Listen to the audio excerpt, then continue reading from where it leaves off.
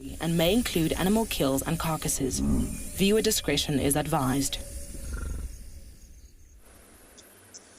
Good afternoon, animal lovers. It is hot and windy out here on Djuma Game Reserve, and you can see there's some wonderful giraffe. Well, I've got my water ready, Niels has his water ready, and I hope that you are ready to jump on board for your live safari through the African bush.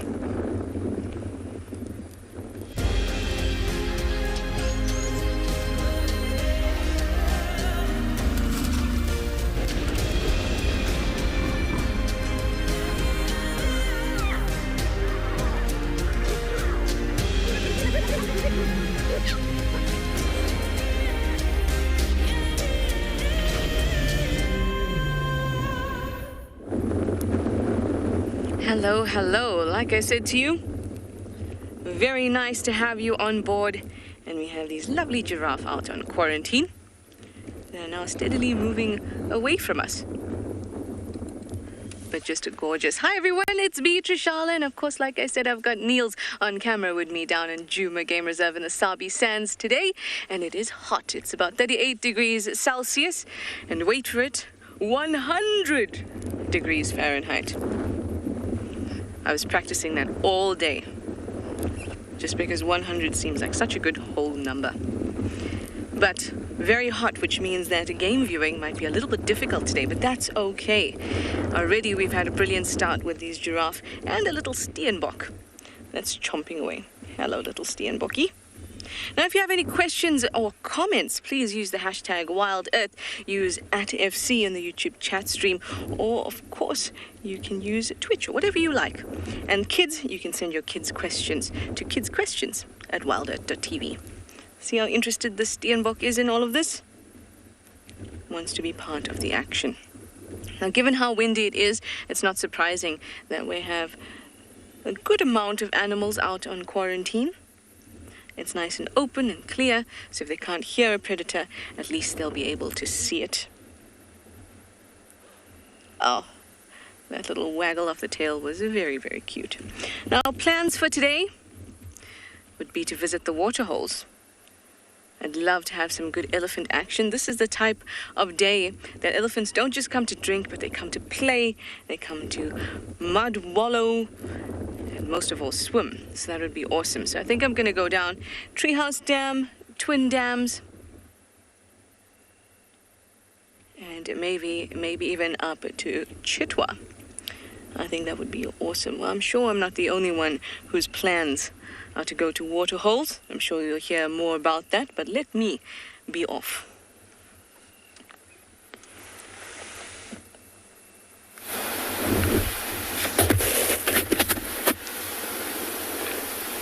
Look what we have here at Ndlovu Dam. One female lioness just chilling underneath the shade. Good afternoon, everyone. My name is Norman Chauke, and behind the camera it's Odi. Welcome to Eco Training Prideland Conservancy. It's a beautiful day in Africa, and we're live. Beautiful weather. This morning was a little bit hot, but now we have like nice clouds, wind blowing, and a nice cat here with us, just right here at Ndlovu Dam. So this female, she's right here. She just had water. If you look on her chin, I'm not sure if you can see a little bit of like a mud patch just below her mouth. It's a good indicator that she just had a drink here, resting, waiting for Impala.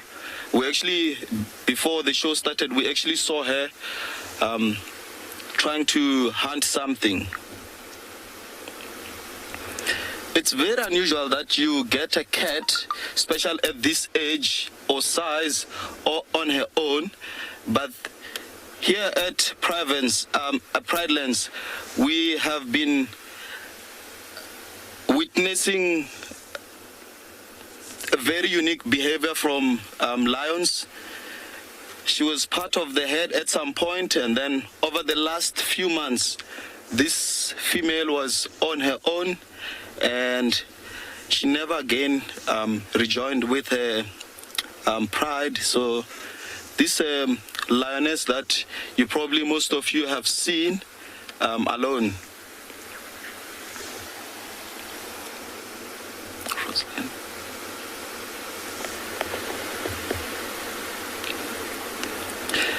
Rosalind, yes, that's a very good question, actually. I don't see why not, but if the wind is blowing towards the prey, it's definitely going to be quite hard for the cat to hunt. Obviously, they will smell the animal, but if the wind is on her favor, she would definitely give it a go. But seeing where she is now, she's quite exposed, but the Camon, it's working quite well, because she tried to hunt not so long ago before we started with the show, like I said. But in this case, anything is possible. We're still in the African bush. Anything can happen. She can go up and start hunting at any given stage.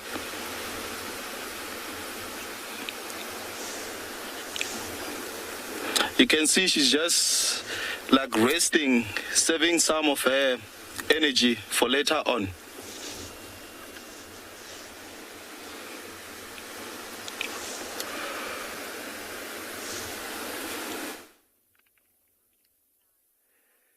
Good afternoon, good afternoon. My name is Carl, behind the camera is Glenn, and a warm welcome to Tswalu Kalahari.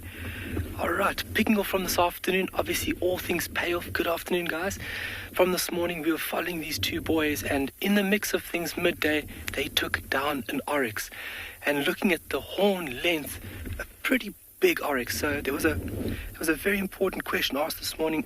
Would they take down an individual with horns like that? I said in the beginning that those horns are formidable weapons, but somewhere along the lines, being in a group, having a partner next to you, you definitely have more power and more weight to tackle these dangerous animals.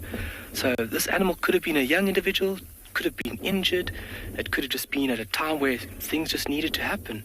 And these two boys got lucky. And like I said, they were looking hungry this morning, and that hunger obviously drove them to take down this magnificent animal. So we thank the oryx, because without the oryx, these magnificent animals wouldn't be here. And what a sight to see. If it does roll over, just please be advised, everybody, they are feeding. There's a little bit of blood around the face. You can see that the one male now is getting tucked into the hindquarters. Oh.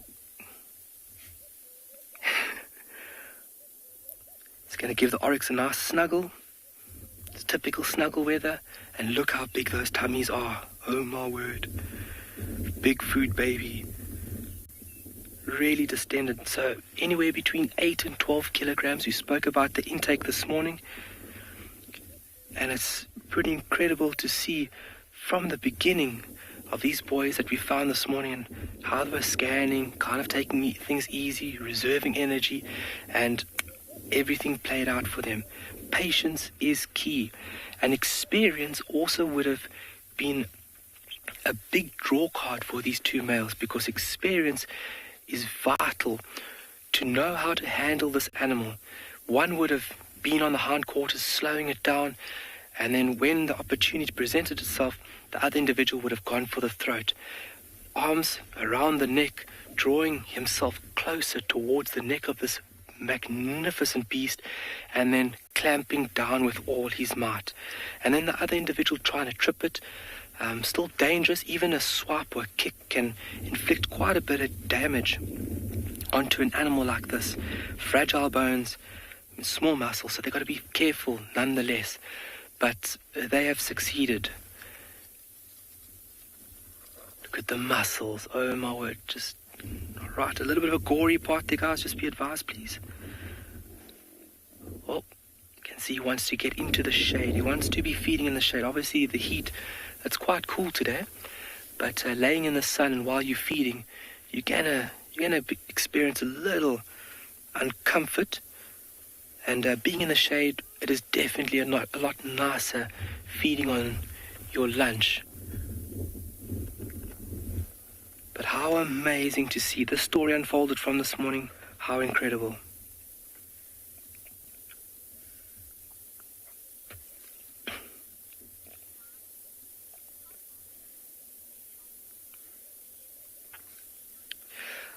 Question asked there by Phinda, how long would they have to hunt again after this carcass? Average 3 to 4 days. That could go a little bit longer. They could reach the 3-4 day mark and they could be unsuccessful. But on average, every 3-4 days, these boys would need to take down a carcass. This morning I mentioned that their daily intake would be at about 2-3 kilograms. So on the 4th day, they would really start pushing out and really starting to find a potential prey item that they could then utilize for their next meal. And it also depends on the size. A carcass like this would last them a bit longer. They are dominant individuals and they would stay a little bit longer here than cheetah otherwise. They would feed. Normally, cheetah would feed, get their fill, and they are out of there because of the high risk of other individuals coming into this area. Lions, hyenas. There's just so many things that can just drive them off carcass. I've seen cheetah being driven off by vultures. I've seen cheetah being driven off by a mother warthog from its piglet. So they really don't take chances, and everything is not written in stone. So when we talk about all these amazing things, there's definitely variables along the lines.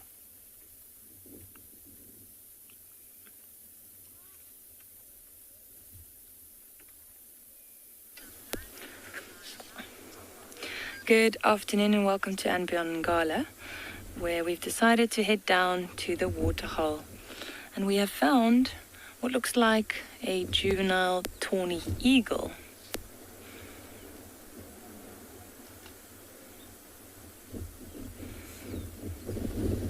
Now, it can be quite difficult sometimes to identify these juvenile birds, especially the raptors. And we'll have a quick look at it just now. My name is Marna, and with me behind the camera is Gert. So earlier I was looking at it with the binoculars, and we were looking at the gape, or the base of the bill. Now, if we zoom in a little bit more, or if we zoom in again, you'll notice that, I don't know if we can get that far in, but if you look at that gape, the tawny eagle's gape will go to the center of the eye, and then the other one that this bird is commonly mistaken for is a steppe eagle, and their gape will extend past the eye. Sometimes people will mistake them for Wahlberg's eagles, but the Wahlberg's eagle is slightly smaller, and they also have a little crest on their head. So I believe this is a tawny eagle. But like I said, it's still a young bird. You can see that he's still changing color. Now, with tawny eagles, you get different morphs. So you get darker versions and you get lighter versions. And I believe this one's probably going to turn into a pale morph if you look at the feathers in the bottom there. And then also on the wing, you can see that those feathers are getting lighter. We've been watching him scooping up the water every now and again.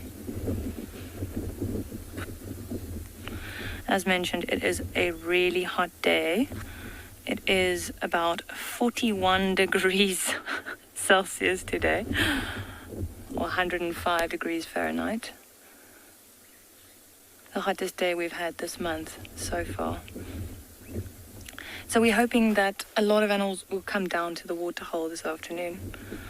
We'll do a little stakeout.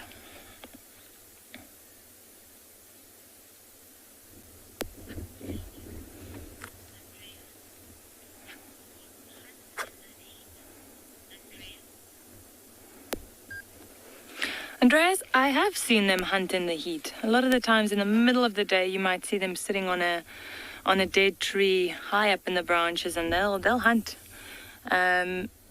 They hunt just about anything. They'll hunt insects, they'll hunt small lizards, reptiles. They'll even hunt frogs and fish if they can. They're very opportunistic. They even scavenge, And then I've read that they also hunt antelopes, like small antelopes, which I've never seen, but apparently they're capable of that. So yes, they will hunt when it's hot.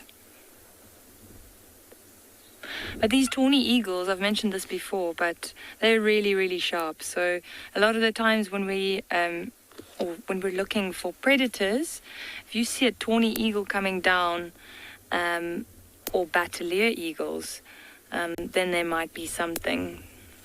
They scavenge as well, so if there's a carcass somewhere in the ground, the tawny eagles will pick up on that. That's a very good indication that there's a carcass.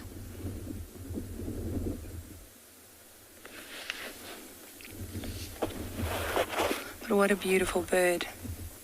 And I must say, I actually like this morphle when they're young and they're still changing into their adult plumage. It's so beautiful.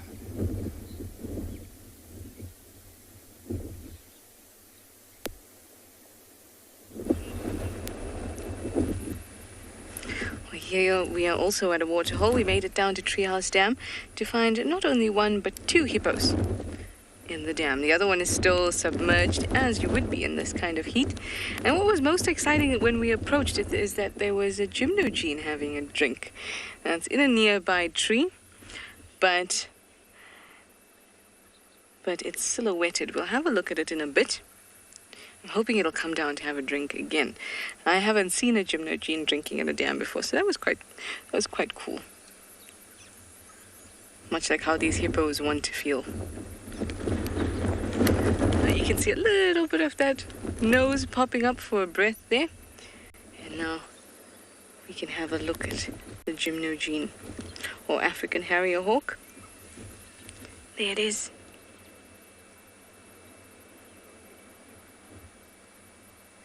It was so lovely to see it at the waterhole drinking. Waterholes are the place to be, as I'm sure you might have gathered, the fact that most of us are at them or going to them at the moment. Look at those feathers. I'm not sure if you'll be able to hear because it's very difficult, but there's actually some squirrels alarming. And they would do it at seeing a gymnogene. What a gorgeous, gorgeous bird. It's certainly windy, so you might not be able to hear those squirrels. The water here is not very deep. And the last few times that I've come to Treehouse Dam, we haven't had hippos in it. Hopefully if we don't look at our gymnogene, maybe it'll come down to drink. So these guys are actually sitting, because when I saw it standing up, most of its body was out of the water. But of course they want to keep most of it submerged. So they'll be trying to get as low as possible. They have very sensitive skin that can crack and peel. It can actually bleed sometimes, which doesn't look healthy or good at all, as you would imagine. But they also have special secretions in their skin that can often look like blood, but is not blood. Those secretions, they push out when it's really, really hot and part of their body is exposed or they can't actually get to water. And that acts to moisten the skin, and as a sunscreen, it's hyposudoric and non-hyposudoric acid. You might also see youngsters in periods of drought. They'll have their mothers drool over them so that they can stay nice and cool.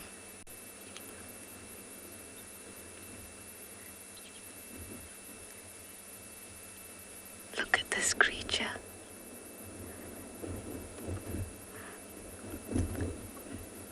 All the ruffling of the feathers from the wind need to be neatened up Clearly, that's what this gymnogene is going to be doing for the next few minutes.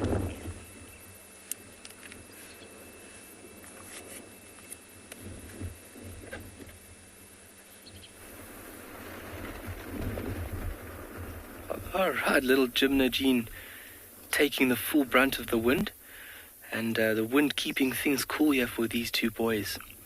One getting tucked in, one brother just keeping a watchful eye out for anybody or anything.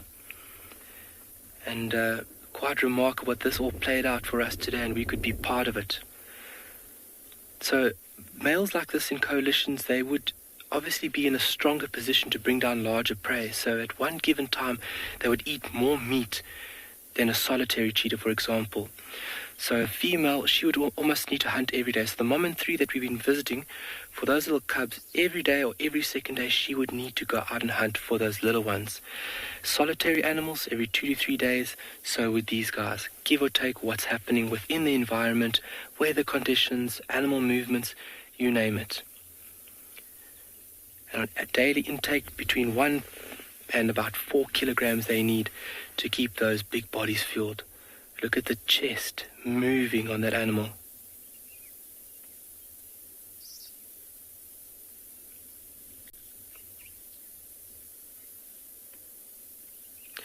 Wow, could they finish that animal in 1 day? Wow, that is a lot of meat. That's a very big carcass. And the size of their tummies, the capacity would not allow them to finish all that meat. So they would remain here for a little while. They would get their fill. They would go and lay down in the shade, a nice comfy spot, especially for their tummies. There's a lot of pressure on the diaphragm, so you can see they're taking very short, very quick, shallow breaths. And then after a little bit of digestion, they would come back and feed again. Typically, a cheetah would feed and move off, but the area that we're in right now, there's not too much pressure of larger carnivores. So typically they would feed and then move off to avoid any conflict. But these guys, they've got the luxury of taking their time. So they can't finish that carcass at one go. It'll definitely be within a couple of sittings over a day or so, especially for these two boys. And they're getting into the rump there, the hindquarters of the animal where there's a full meat load. Cheetah have also been known to take heart and liver. They won't go for the intestines, but meat is what they want to go for. The protein, solid protein. You can see there's a lot of flies coming in. So flies also play a very important role in the ecosystem to break down organic matter or decomposing matter. It's also where some flies will actually breed. So if you think about a fly, and sometimes you see it as a pest, but within a system it is a very, very important component to be played in. Look how quick he's breathing.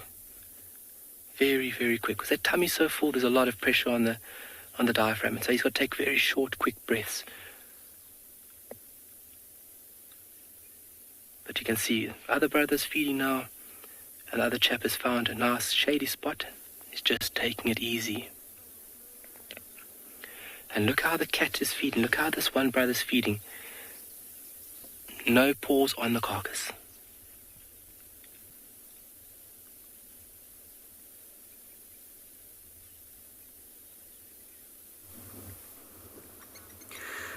Good afternoon and welcome to Biffle's Hook Waterhole on this Saturday afternoon, where we're looking at a baby blacksmith lapwing.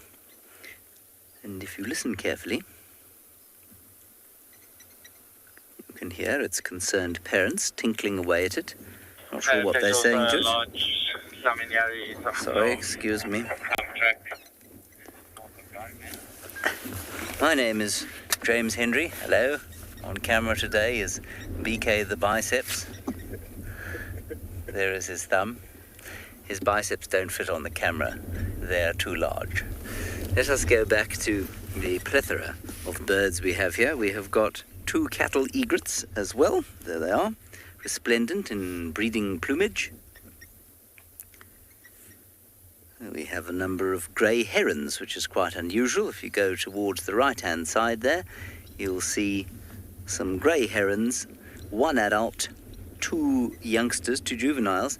And why this is interesting, and I read this today actually, is that the grey heron, being an Afro-Eurasian species, has just been found in the United States. And I think that's rather interesting, on the East Coast. I think on Nantucket first, and then, if I'm not mistaken, they've made it to Maine.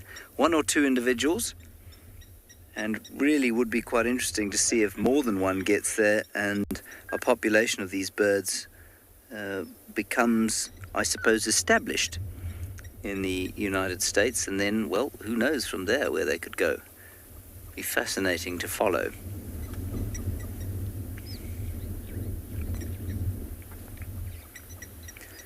I was reading this National Geographic article and I saw a grey heron there and I hardly thought anything of it. I nearly skipped straight over it because, you know, the grey heron for us is not exactly an exotic bird. And then it said that the animal was in this United States. And I thought, that's odd, I didn't know they had them there. And so it was that I found out that they didn't hitherto. Now, what we're going to do is just sneak very slowly forward, simply because Kalamba was found at this waterhole this morning at about 11:45. So 1/4 of an hour before midday. And she was found in that inlet over there. And so what we are going to do is train the camera and our binoculars on that inlet and see if we don't come up with something. So far, one more grey heron, a gale force wind, and not much else. Now, what is quite interesting is that the wind has changed direction.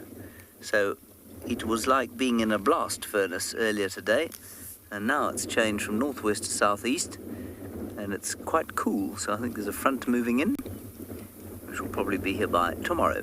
We'll look for Kalamba and see if we don't get lucky.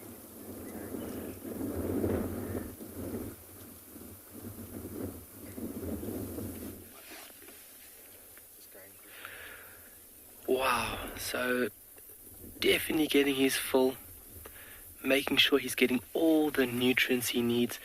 When it comes to animals being out here, ladies and gents, it is vital. When you have an opportunity to feed, you take it. You take every last morsel that you could possibly take.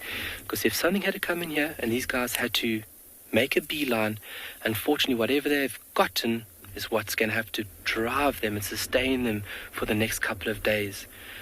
So like I said, they'll take turns feeding on the carcass, lazing about, slowly digesting, keeping a watchful eye and ear. Obviously their senses are still tuned into this environment, but then enjoying what we all enjoy, which is eating.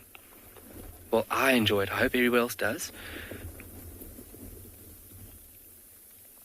But the teeth being very small and quite fragile, they would have started around the flank or the belly, where they would have broken the skin and this animal would have worked its way in to that hind quarter. They'll use the hind quarter first, they might go into the shoulders, and then a bit later, in the mix of things, they could go for the heart and the liver. Intestines will be discarded, the bones will be discarded, and so will the skin. That is left for other animals within the system that basically play the role of cleanup and ensure that the system is clean, healthy, and functioning. Hyena would come in a bit later, maybe tonight or tomorrow morning, early hours. The scent would definitely be the attractive note for that animal to come in, and that animal would have the jaws powerful enough to break the bones, to digest the skin, to digest the hair. That won't even be digested. Hair is a very, very hard substance to break down and digest. It'll actually just be passed through the animal's digestive tract. And if you take a look at a hyena, it has stomach acid more corrosive than that of acid. And they are definitely the role players here of cleaning up these carcasses once these predators are done. Oh, lazy weekend.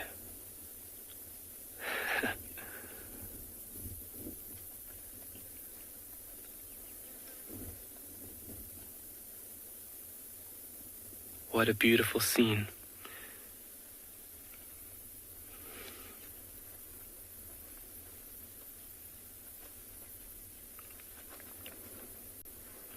Cynthia, what happens to the horns once they are finished eating? Cynthia, those horns will be discarded. There will be other animals that would utilize the meat left on the skull. Different parts of it. You would have insects, certain insects even getting into the skull and eating the meat and the material still left there. But the horns themselves could remain out here for a long time. You do have some insects utilizing the horns through parts of South Africa, but you can find a set of horns, for a long period found within the bush. They will just be left there. And it's really amazing to see a set of horns and the skull structure and how the horn is developed from the skull structure, and you have this keratin sheath that grows around the very fragile and very sensitive bone. So those horns are actual extensions, and around that extension of the bone you'll have this sheath, this protective layer that protects the bone while the animal's still alive. And once the horns and the skull has been laying there for quite a while, on this oryx, after a couple of years, we can actually remove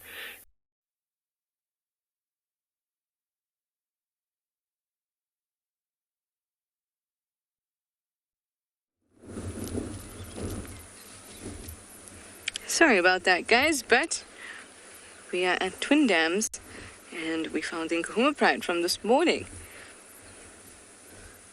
Now, these two are looking out very picturesquely out to Twin Dams, where there are two Impala that were drinking. Oh, they still are, but they might be a little bit out of view. I thought that was very ambitious considering how tired they all look. I think they were well fed as well. James had them this morning. They haven't moved far except to a nice little patch of shade. I didn't want to get too close just in case they were actually interested in those Impala, so we can swing around and have a look at the rest in a bit. But I do know that the rest of the pride is just, I saw a little cub pick up its head just behind those guari bushes.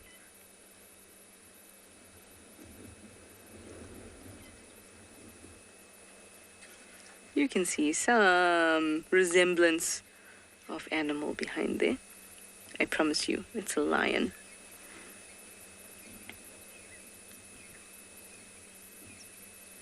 Well, we're going to have a quick visit with them, and then we'll come back later. Because in this heat, it's going to be a lot of sitting around. And that goes for all animals, really. Although that's a great patch of shade these two have found.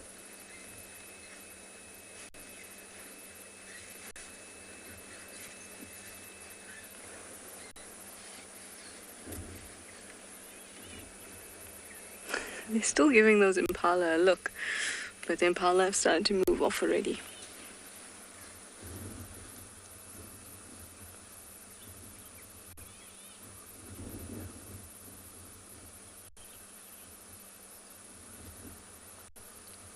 You know, when I drove through here, I was just thinking about going to the Waterholes, and didn't completely forgot that the lions were found here this morning.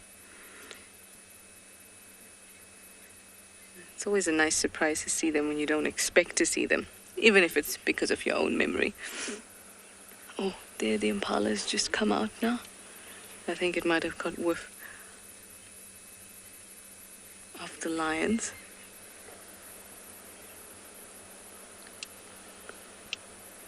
Not doing anything yet.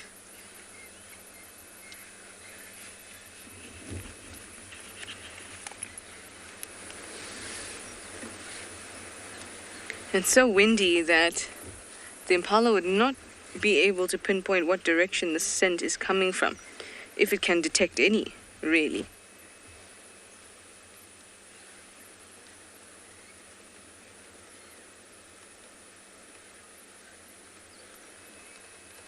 There it is.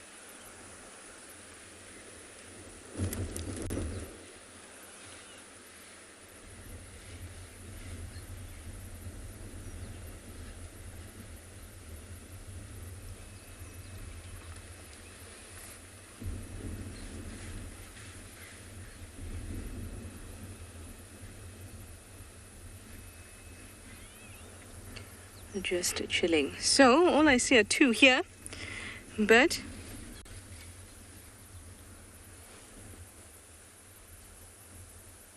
sugar bits. You would like to know if the sand is cooler than the grass. Is that why the lions are on the road? I don't know. I don't think so. But the reason the lion is on the road, or these two are on the road, is because that patch of shade would have been there for a little bit, so that bit of ground will be cool. If that bit of ground was covered in grass, it would still also be cool because it would have been sheltered from the sun. So the most important factor there is not the substrate that they're on, but rather how long it's been baking in the sun.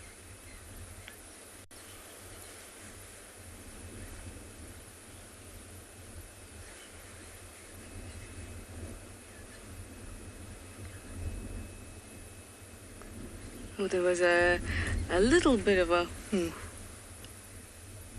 from them. I'm going to try and swing around and have a look at the other guys. Maybe we'll be able to get a cub count and a lioness count.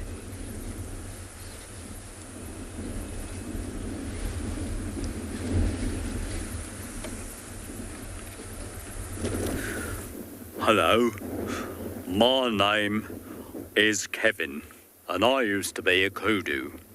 Unfortunately, I met the Djuma Pride 2 nights ago, and as you can see, they devoured me.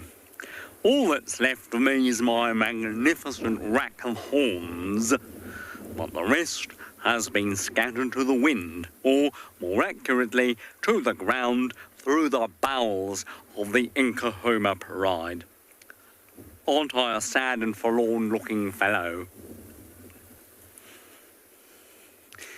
This is the kudu that the Djuma Pride ate not last night. I said that I thought they'd eaten something the size of a kudu last night, but this was a few nights before that, I think, because they wouldn't have been at Twin Dams having a drink there if they could have been drinking here. And they were around about here yesterday. But what is amazing about this is, first of all, there's nothing left other than what you can see here. So all of the bones have been devoured or dragged off by the lions. I don't think any hyenas came through here because I think they would have made short work of what remains of the spinal column. But the most incredible thing about it is the size of this rack of horns. It really is quite impressive. This kudu must have been, they do about one full twist every 2 years. So this kudu, if we count from there, 1, 2, 3 and a bit full twists, about 7 years. You wouldn't really expect them to live longer than 7 years. That's about their lifespan. Females up to 14 years.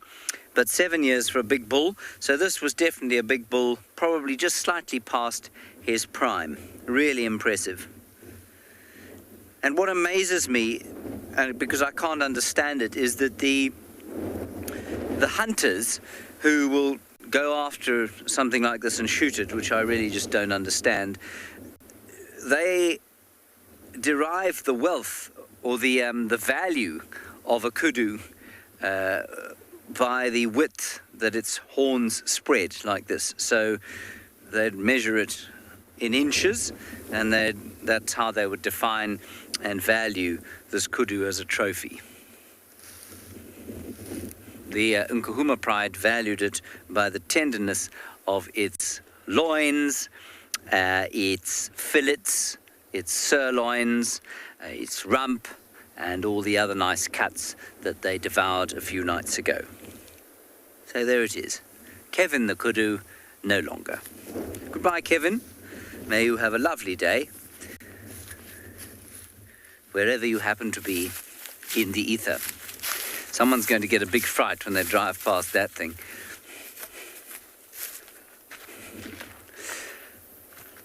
Jenna, I think that those horns, when I picked them up, that whole thing probably weighed in the region of 15 kilograms. 15 kilos. So the horns probably not very heavy. 10 kilos maybe? 5 kilos each. still quite heavy if you think about carrying that on the top of your head. Right, we've had no luck with Tlalamba, but we'll keep on looking.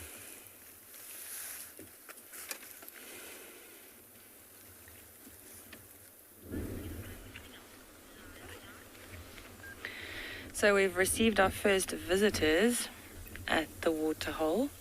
A nice herd of impalas came in for a drink. And just before the impalas came in, we had a little slender mongoose also drinking, but he scurried off quite quickly. At least the impalas are sticking around. They are quite cautious, and that's usually what you'll see when you see impalas coming down to the water's edge. They don't know what's lurking in the water, so they have to be very cautious when they approach. And also, you can probably hear that the wind has picked up quite a bit. So in general, herbivores tend to be quite skittish when the wind is blowing. There's a lot of sounds, movement of the branches and the grass. It makes them very skittish because they struggle to hear what's going on around them. But these impalas are actually looking really good for the time of year. They've all got nice big bellies, they're well rounded, they're in a really good condition. And they really are beautiful antelopes. I love those 3 black lines on the bums. And then the vertical stripes as well on the sides.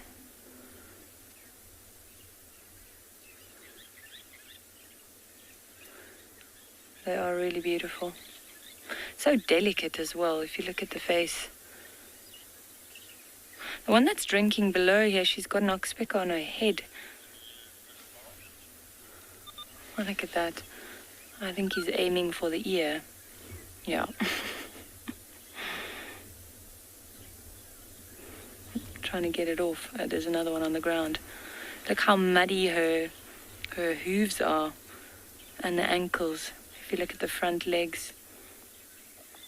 Now this can be quite a dangerous place for them to come and drink, especially once this water starts drying up. There's a good chance that the impalas might get stuck in this water hole. And we've seen it quite a few times before where the impalas or the antelopes get stuck, and then the hyenas or other predators will come and fish them out of the water hole or mud hole. It seems like they're moving off now. You can see the 2 of them just browsing for some leaves there.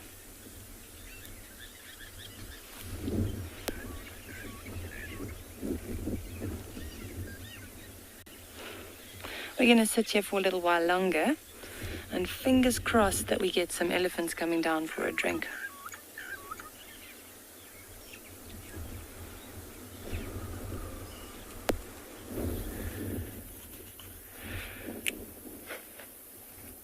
Well into main course here. These boys are getting stuck in, and we were just marveling at how 2 mature males, predators, let me add that, sit at a carcass and have great table manners with each other. Unlike lions that have to really fight their way in to a carcass to get a potential meal, these boys could sit calmly right next to each other feeding off the same carcass. It's quite remarkable, and that shows you how strong this bond really is. Well, look at the power in that animal.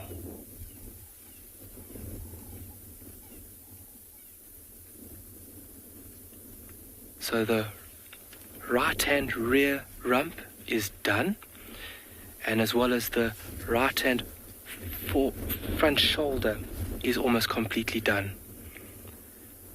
So it shows that they were very, very hungry this morning, and that hunger would have driven them to a point where they would have taken down this big animal.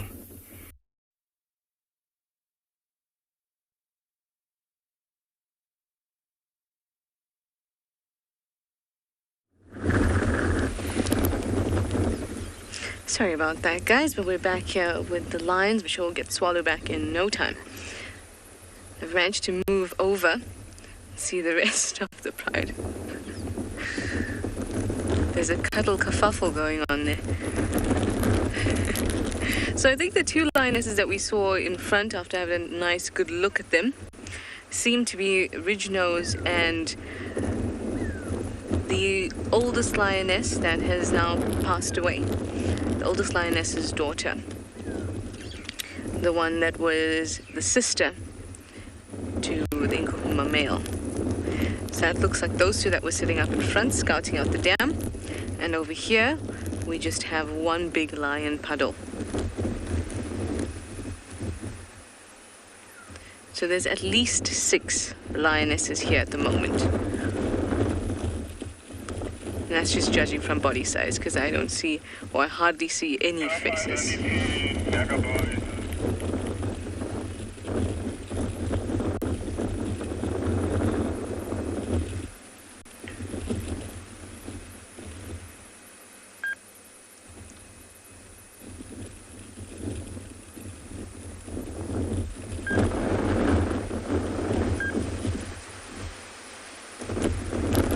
Doodle, you'd like to know if the wind helps or hinders hunting for prey. The wind is interesting because it can do both. Just gonna, like that, very, very windy now. So it can do both in the sense that all the animals out here, if the prey can't hear properly, then the predators can't hear as well either. It's not as if the predator's hearing is so much better than prey species. It's always an evolutionary arms race. One's ability, whatever ability it is, gets better, and then the prey also gets better, and the predators get better, and it just keeps on going. We call that an evolutionary arms race. But the advantages for the lions or for predators is that they can sneak up on their prey species, so they can rely more on other senses. Look at this girl. And by relying on more on their other senses, that can help them a lot, and also they're focused on getting that prey species. Now for the prey species, the advantage is that the smell of the predator is all over the place, but they will not be able to pick up direction because the wind will move the direction of, or move the smell around. But they will know immediately that something is up. So there's lots of pros and cons. Prey species are also a little bit more skittish. They're the ones that are going to die.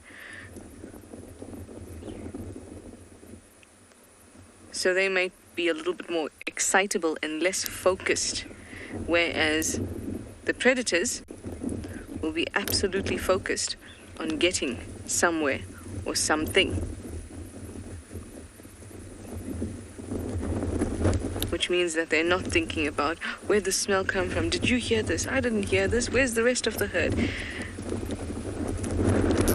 Oh, everyone's getting up now. Moving over. I think the female that just lifted her head up and walked the other way might be Chele. Unfortunately, I had my head looking the other way so that the wind wasn't coming into my mic. But that cub looks quite young, and that's suckling from her. But we're going to sit here and figure out who's who. Hopefully everyone will get up and show us their faces.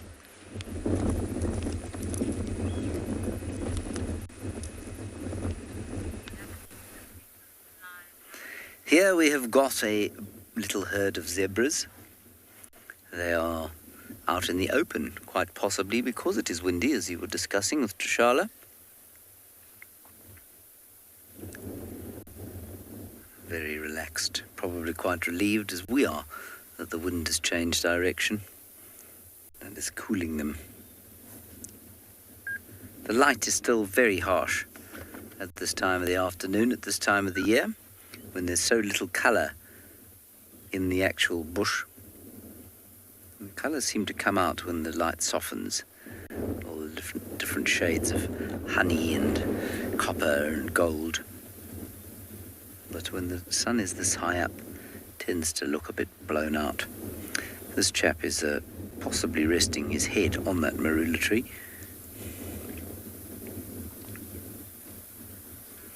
Have not seen a lot of zebra around here over the last little while. And perhaps the grass that remains on Djuma is attractive to them.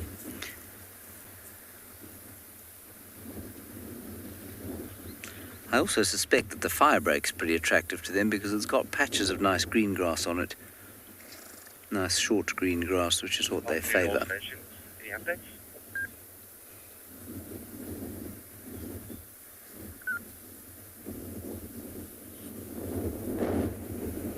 And those two, well, zebras often stand like that. Even horses stand like that with each other.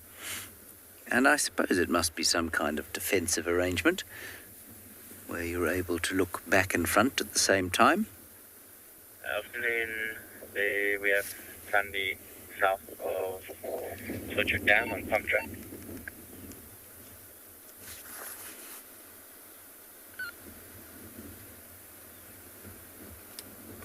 And you can hear the wind howling through the trees.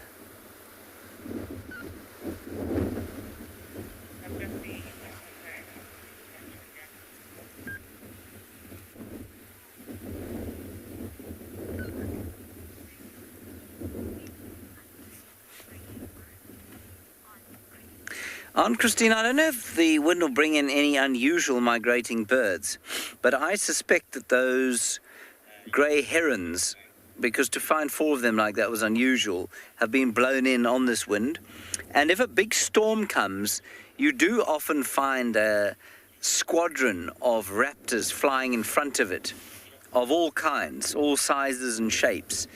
And I remember once a very big storm blew in over Ngala, and the next day there were eagles on just about every tree. Lesser spotted, tawnies, steppe eagles, Wahlberg's eagles, none of which are there most of the time, but they're not unusual in so much as they do occur there, just not in the diversity or in the numbers that they did on that particular day. So, yes, a change in weather can bring in some unusual birds, not necessarily birds that would be vagrant to the area, and I think it would take more than just this. I think there'd have to be a proper storm front. Then I think it would bring in some unusual things. But it's not impossible. It's always exciting to see new birds or unusual birds in an area where you don't expect to find them. I'm willing to bet that that particular zebra that we're looking at really couldn't give 2 hoots whether any unusual birds fly in here. Even were an Angola pitta to alight on the ground just next to it, I fear me he would give it no more mind than he would a humble Sabota lark. On we go, looking for Tlalamba.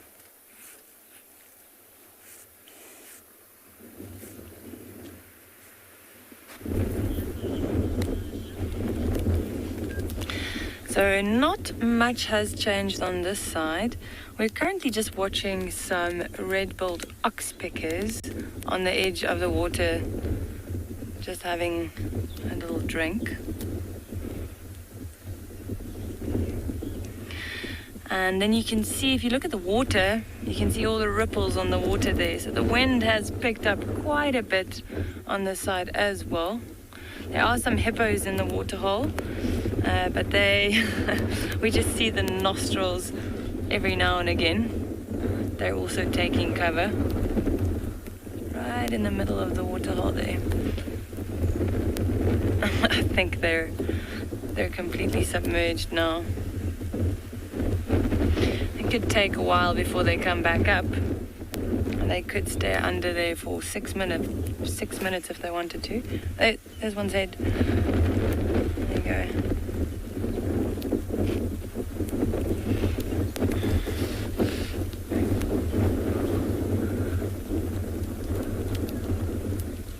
Now these water holes are generally quite productive, especially this time of year, because there isn't a lot of water around. These larger bodies of water tend to attract a lot of animals. So if you had to sit here the whole day, I often wonder how many animals you would see. It would be hundreds.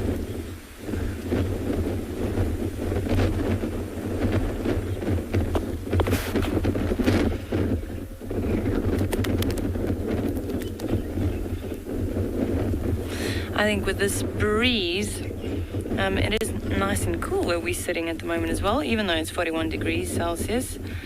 I think that we should continue and see what else we can find. We'll leave the hippos to their waterhole.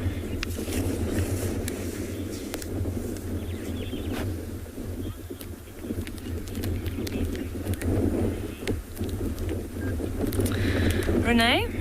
How long can hippos hold their breath? So for about 6 minutes.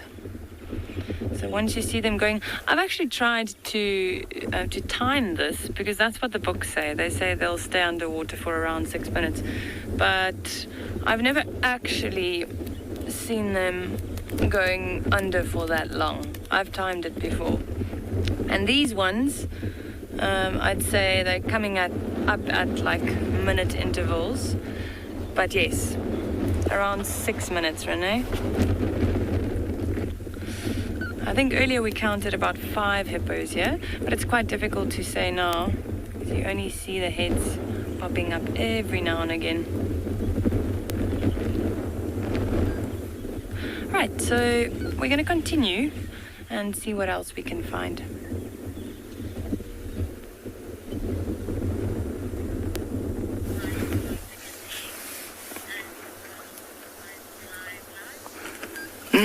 Look what we have here. Cape buffalo, eh? Few dagger boys. It's actually 4 of them. Like busy feeding. This is a perfect weather for them. We're not far from HQ Waterhole. So I assume they just had like a nice drink. And then after that, maybe they could be making their way towards either of the 2 other watering holes, which is in Ndlovu Dam or Leopard Dam. The weather as well is starting to change. I just had like, I felt some few raindrop.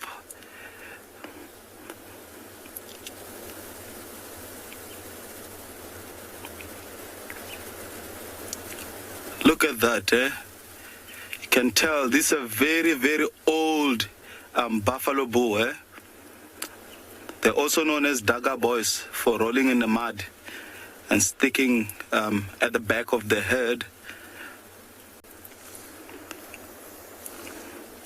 So normally, this is a normal scenario that you find, that few bulls will just lag at the back of the head, or they will go on their own, like forming a bachelor group, so consisting only of like male, and they'll just let the other head or the entire head to just continue with their normal thing, like where you get like calves, sabadhat, cows, etc., etc.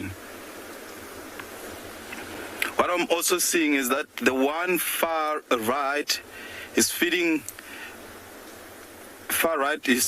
just next to a termite mound, and that's a fungus growing termite mound. So obviously these guys, they play a very crucial role in our ecosystem by digesting plant material, which later on act as nutrients in our soil. And animals such buffaloes, or most of our herbivores, from like rhinos, elephant, everyone would you normally find like around such termite mound with no much of like grass, just because animals just likes or love nibbling on them. I wish this rain can come so we see how Pride Land looks like, especially when it's green.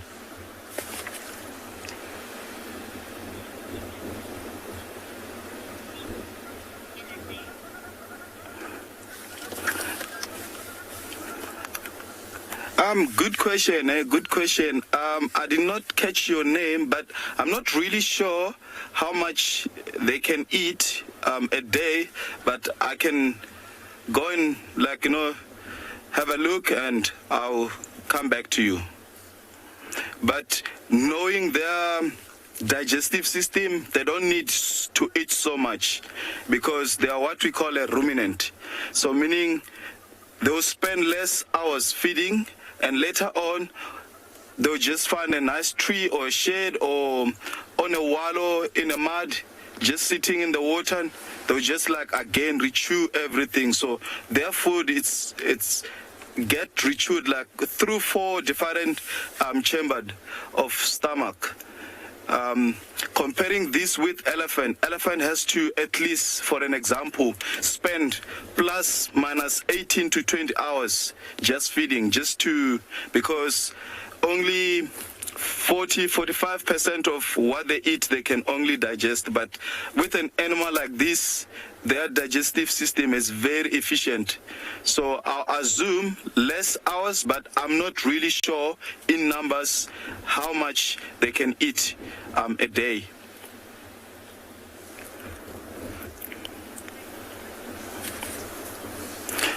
They're slowly starting to move in the thickest. We'll just leave them.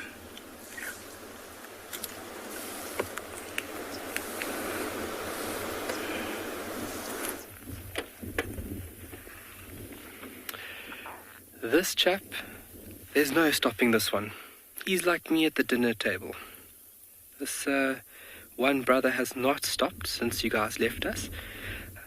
He's definitely getting his fill. And just like I mentioned, this would be the behavior for the next couple of hours. So we were thinking the next couple of minutes, maybe keeping this safari engine running on a high idle speed. We're going to go a little bit further down south, and with this cool weather that we're experiencing now, hopefully we can get lucky on some of the nocturnal animals coming out a bit earlier.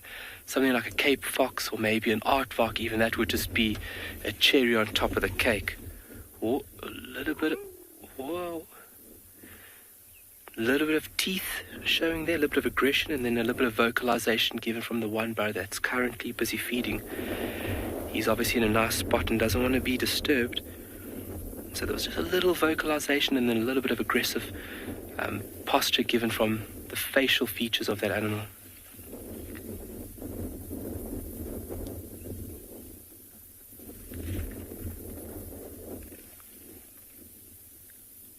Or he's just helping his brother out. Up. So he definitely didn't want to move, and that's why he gave that aggressive.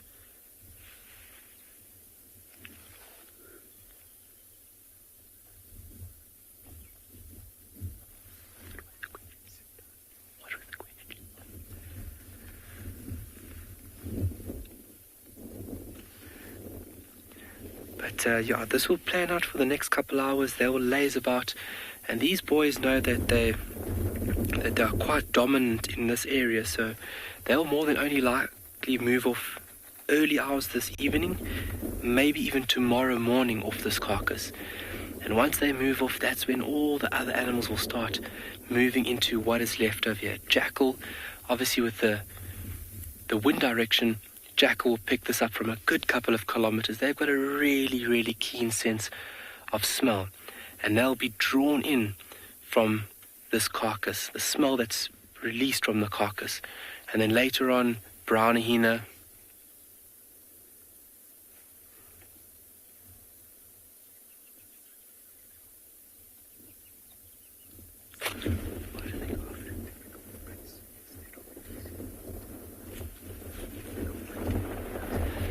So there was a question there, why are they going after those areas instead of the easy meat? It's just where they can break the skin. With the teeth, the dental structure that they possess, it's the easiest part where they can get into the nice meaty parts of the animal. So it'll be around the flanks or around the belly section where there's a piece of skin or a fold of skin where they can lacerate that, and then from there tear it open and then get really stuck into where all the juicy good stuff is for them. And then they're not able to to tear and rip thicker flesh found within this carcass. So the easier parts around the rump, the belly, even around the anus sometimes. I've seen right around the bum section, the hind of the rump, getting in there, tearing it open and getting stuck in. Using the carnassial shears there, the brother on the right, allowing that very specialized set of teeth to shear and cut through that flesh.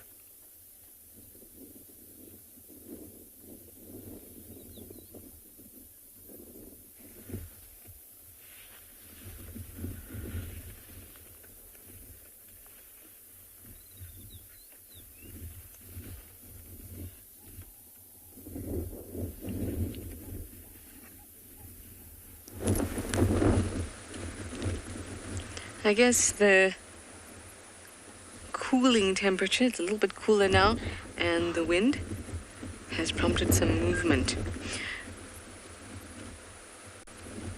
One lioness has gone down to drink.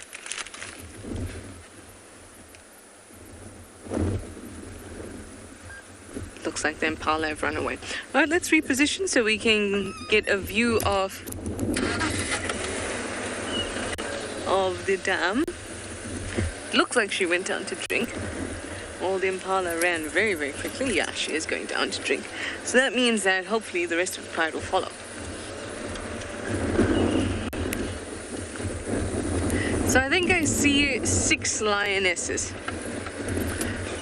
Definitely saw amber eyes, definitely saw purple eye, ridge-nosed chile, and then the other 2 younger lionesses, I think was Purple Eye's daughter and the oldest Nkahuma lioness's daughter.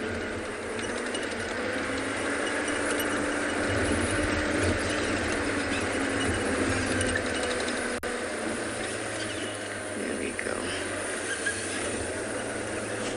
Okay. 20 seconds and we'll be up at the dam and we get an excellent view. Instead of rushing it. Makes them feel safer to drink too. And then, oh, actually here is a stunning view. We'll be able to see them come through.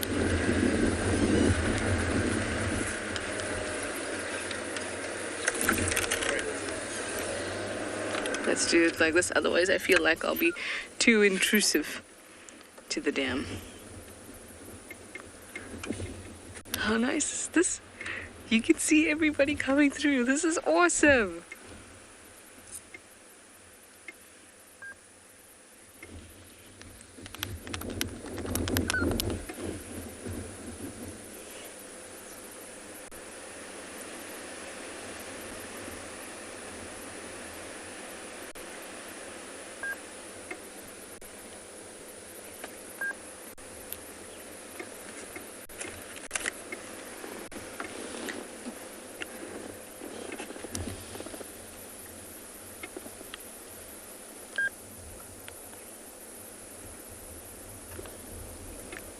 That's just great.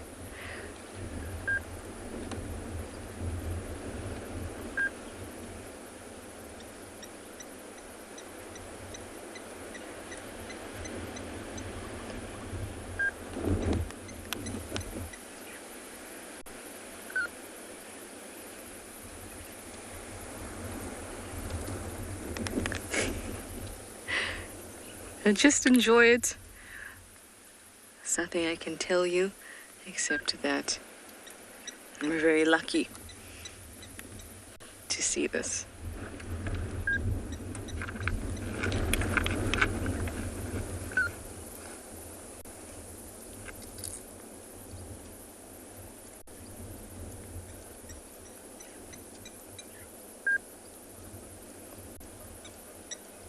So we have 9 cubs and 6 lionesses here today. That was an awesome way to actually get to count them as they all came down.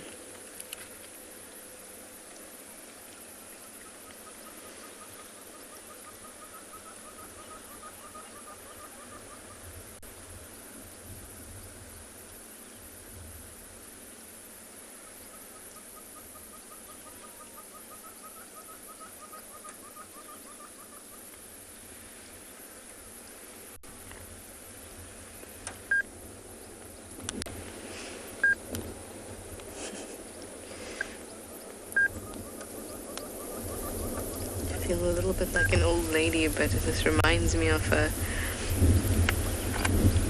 sighting I had with them when all these cubs were very, very tiny. I don't even think Chile or Purple Eye had cubs at that point. I think Purple Eye did. And they were all sitting around like this, drinking. And then one of the cubs pushed the other cub, or didn't push it, it just put them in an uncomfortable position where they half of their body slipped into the pan. It was hilarious and cute. That's how bonds are made, right?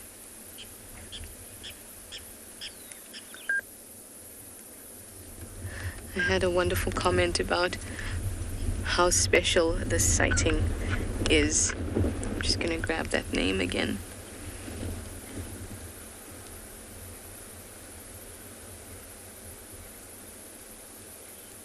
Ladybird. Thank you. I think it's a spectacular moment that we get to share.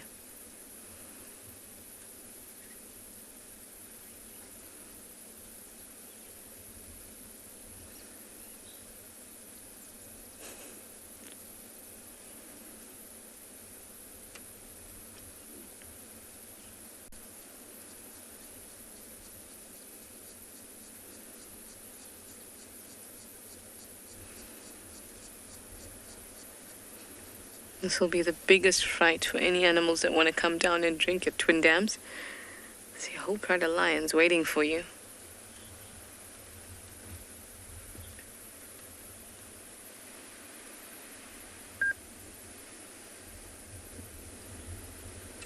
Hey, Jacinta, you'd like to know how long lions can go without water?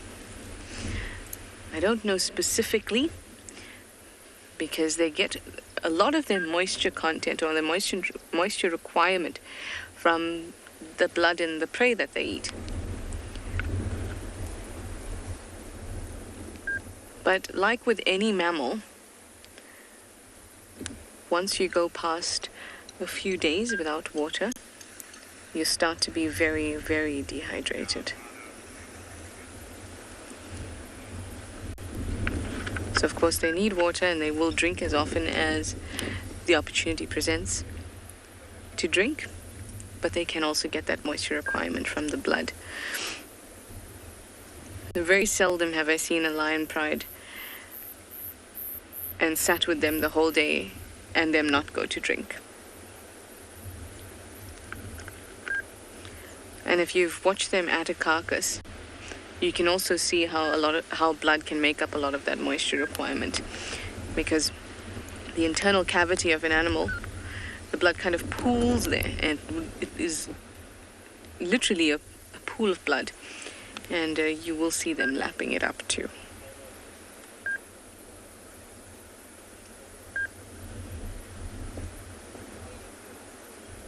Now it's time to relax.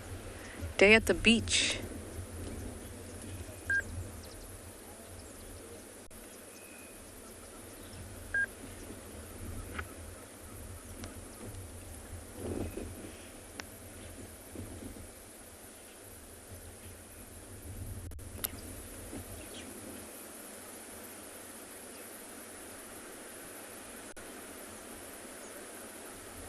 That was just lovely.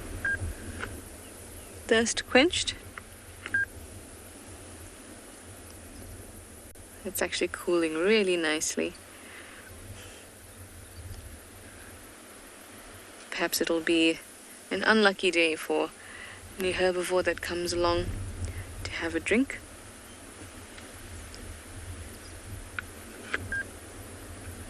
But a good meal for our inkahumas.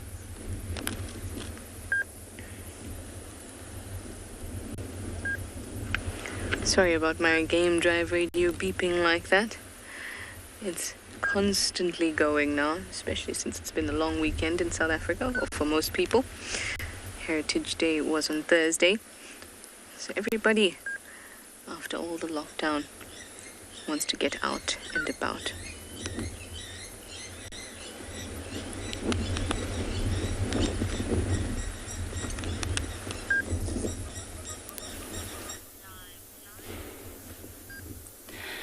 So we've been joined by 4 beautiful buffalo bulls.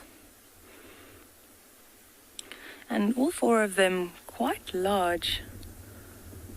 As mentioned, beautiful specimens. Little oxpeck is also riding their backs. Now these buffaloes, I'm sure you've seen this on the show before, but they normally they travel in large herds. But these older bulls, a lot of the times, if they pass or when they pass their reproductive peak and they can't compete for dominance anymore, then they get pushed out of the herd. And then you'll find them either by themselves or they form little bachelor herds. Now, these guys, especially the ones in front, they don't look like they're in poor condition.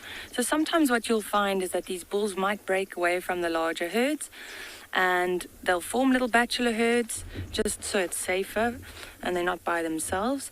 And then when the time comes, they'll rejoin the larger herds again.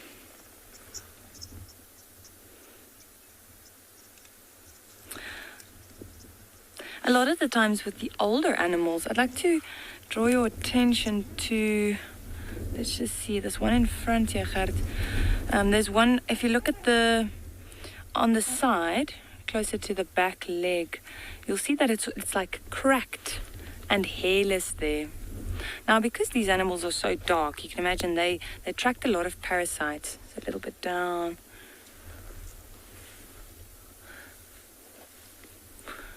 Slightly up, yeah, so just next to the base of the leg there, you'll notice you can see it quite nicely on the third one there, actually. So he's looks slightly older. That one, there we go.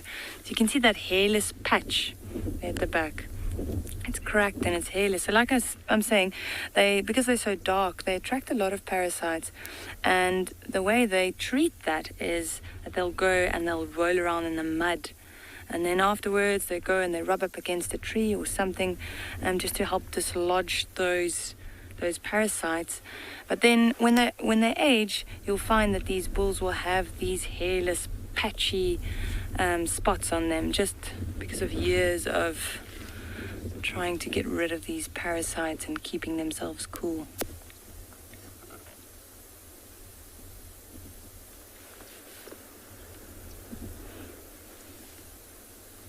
Now have a look at this buffalo's horns, and how you can tell if it's a bull or a cow by looking at the horn is that the bull has quite a large boss. Now the boss is the part in the middle there. So you can see it almost looks like he's wearing a helmet, and the females don't have that. The females have quite a flat horn, and then also like a layer of skin that covers the middle of the head there.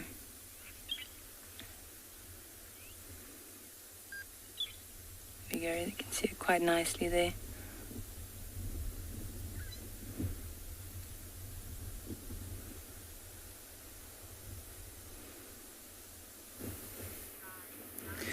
Here we are with 4 buffalo bulls at a waterhole. The waterhole in front of our camp, where there were apparently 200 or 300 buffalo before we got here. But we were a little slow on the uptake because we were looking for Tlalamba. We didn't find her, but here we have the stragglers.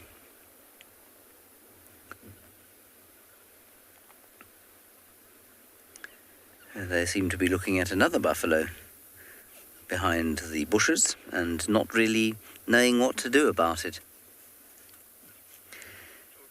Now this is quite a nice time of the year for game viewing, as I've mentioned many times, because it is so dry and the water's all concentrated, and things like buffalo have got to come and drink probably twice a day because the food is so dry. And so their movements become a lot more predictable than they are at other times of the year. It's always fun to see buffalo having a drink, especially a nice big herd of them.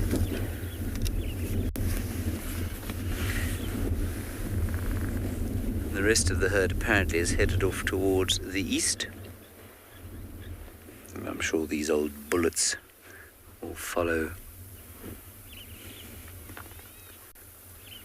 That's the kind of group of bulls that will eventually become a group of Daga boys, as they call them. I just want to quickly correct something as these Daga boys head off. It's not D-A-G-G-A, because that's not a word. Well, it is. Daga is a word, which is a word for marijuana. And these are not marijuana boys. Well, some of them might be, but that's not why they're called that.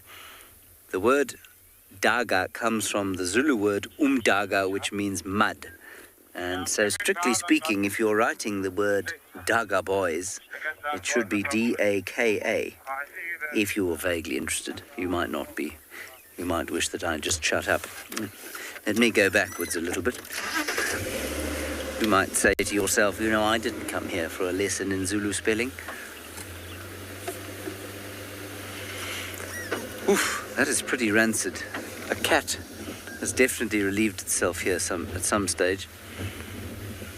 Maybe Tlalamba is close by.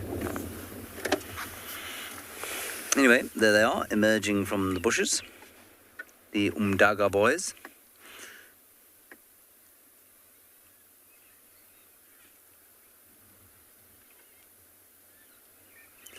I don't think we'll follow up with them. I think we'll probably head off and see what else we can find.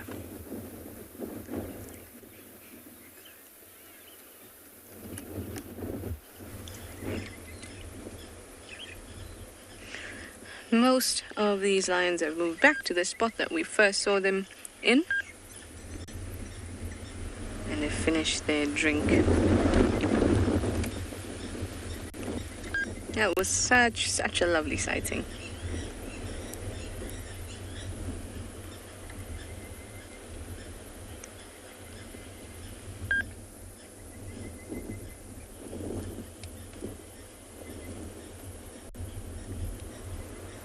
So peaceful. You think that these animals can tear apart an antelope in no time, bring it down to feed themselves, yet they can be so peaceful and loving.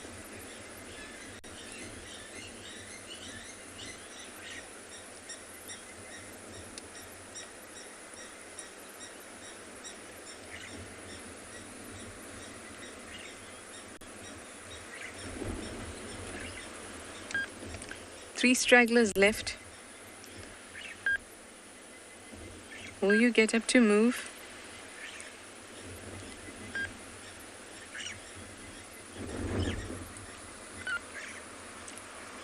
Lawrence, you'd like to know if crocodiles eat lions?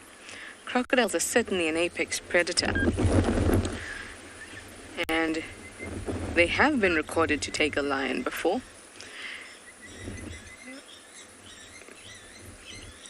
But it is not as if they go in search of a lion, that they prey on lions. Lions come to the water's edge, especially if they're sick or injured and they may not react as quickly.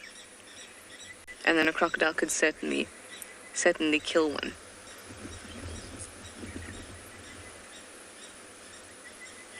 In that scenario of a lion at the water's edge and a crocodile coming over, the crocodile is always going to win. There's very little chance that the lion is going to kill the crocodile in that situation.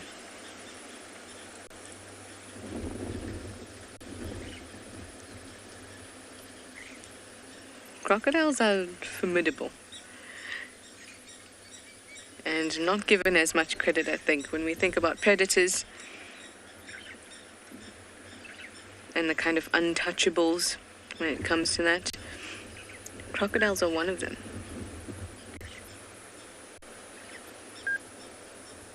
Look at these two.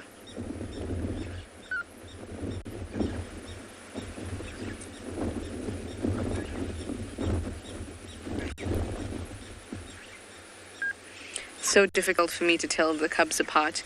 It's easy to recognize Ridge-Nose's two boys. Obviously because they're boys and they're big. But the younger boys, some of them are starting to get a little bit of a hairy neck. But it is difficult to tell them apart. Some blacksmith lapwings that have gotten their attention. You saw when they looked up there? You can hear the lapwings.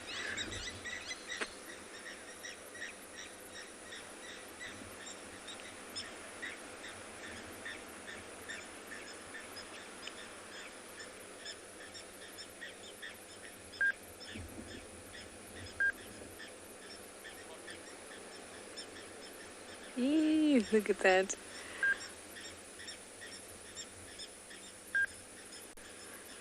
There's so much love and just like companionship that exists between all of them. And it's not just that it exists, they display it to each other so much.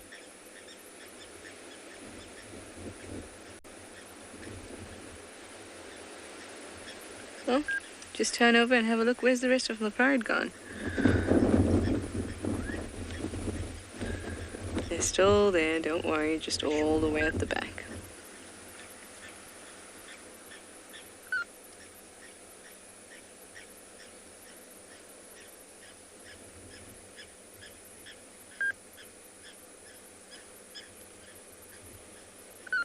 There we go. Well done, Niels. I didn't even see them on the screen like that. Through those branches.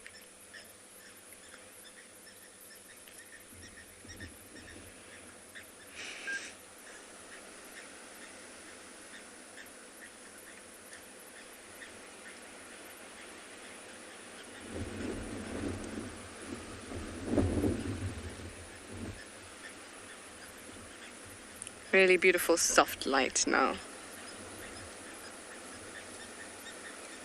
It's actually very nice for my eyes because it doesn't feel like the whole day, where the whole day it felt like it was just white light all over the place.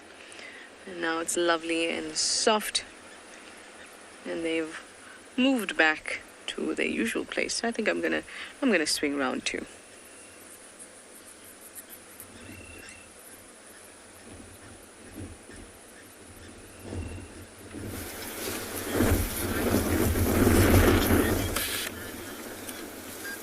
Wow, look at this young Elibo. We just had like, a really overwhelming experience with one of the cow entertaining us not so long ago. But look at this little champ here trying to work or to use his trunk, learning how to use it properly. So this is the same herd that we spent time with this morning. So you can see we're actually not very far from leopard dam. So you can see they've been slowly, very slowly moving away from leopard dam, heading in an easterly direction, just feeding. It's a very chilled day.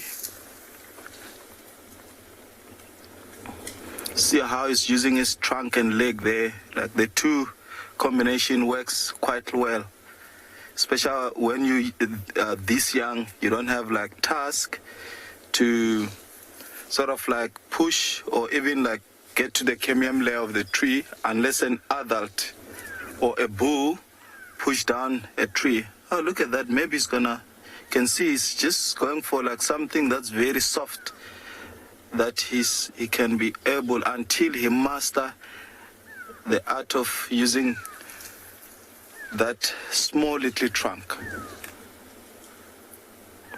Baby elephant actually have become one of my favorite animals. Always busy doing something all the time. If they're not playing, either they're trying to use their little cute trunk. Oh, look at that. It's trying to chew.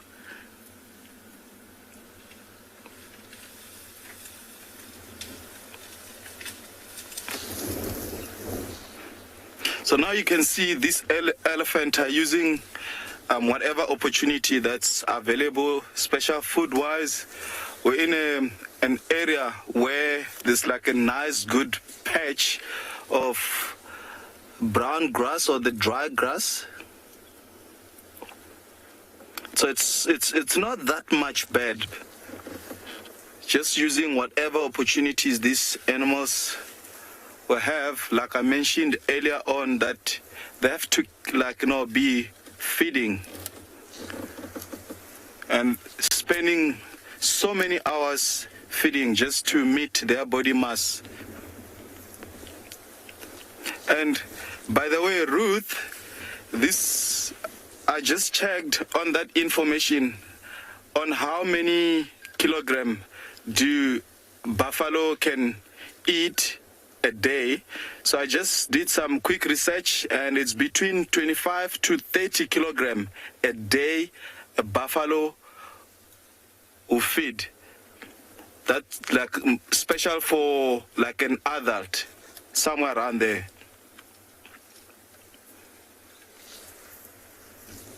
So unlike these animals, they have to, one thing that, they have in an advantage is that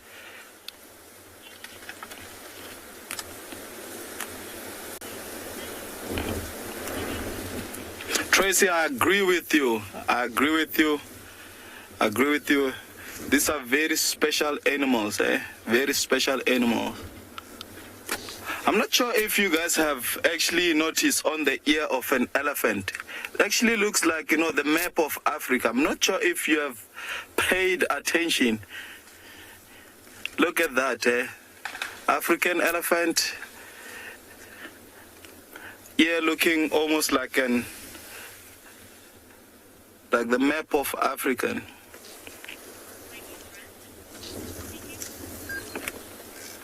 It's really amazing. I'm watching these animals. Just gonna keep on spending some time seeing how they behave.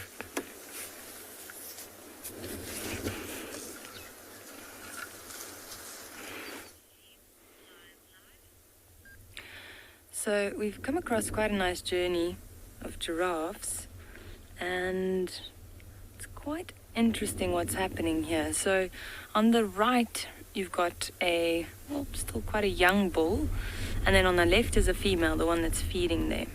So it seems like this bull is quite interested in this female. What you'll see him doing is every now and again he lowers his head to her rump, and that's what you usually see when he's testing to see if she's in estrus or if she's ready to mate with. We've been seeing him do that, we've seen him doing that twice now. Really nice to have a male and female next to each other. Now you can see the height difference. Males being much taller compared to the females, and they're feeding on quite an array of different things here. So there are some bush willows that he's feeding on, a bush willow, and they've just started sprouting some new leaves. Earlier she was feeding on what was left of an apple leaf.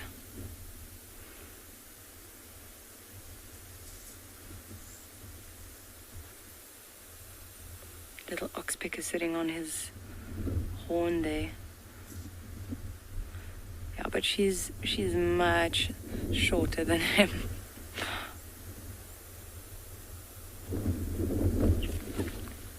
Alright, moving over to another apple leaf there.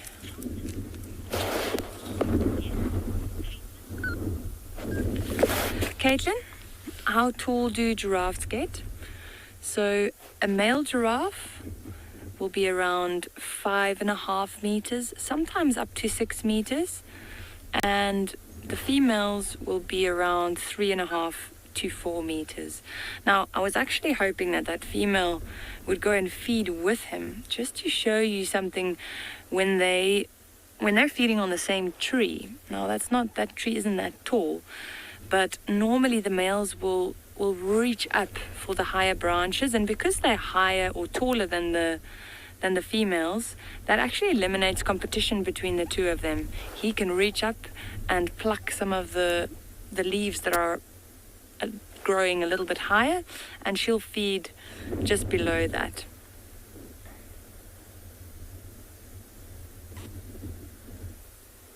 Here's an impala with them as well. It's a good place for this impala to be, hanging out with the giraffes. Safety in numbers.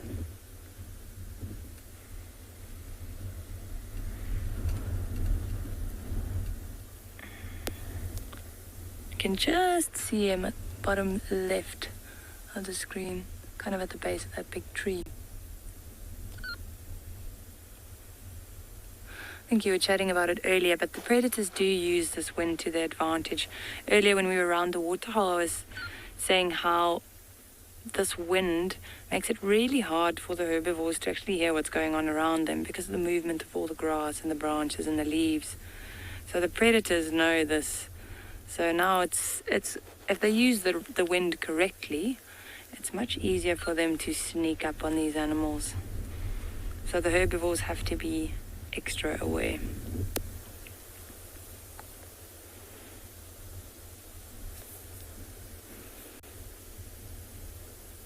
She's bending down quite low, feeding on those new shoots there.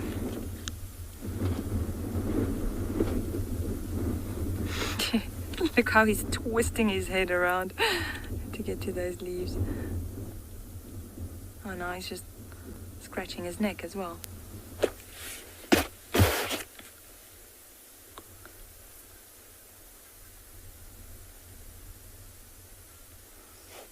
Well, he hasn't gone back to pursuing her. Well, let's see. She hasn't shown any interest at all. Watch.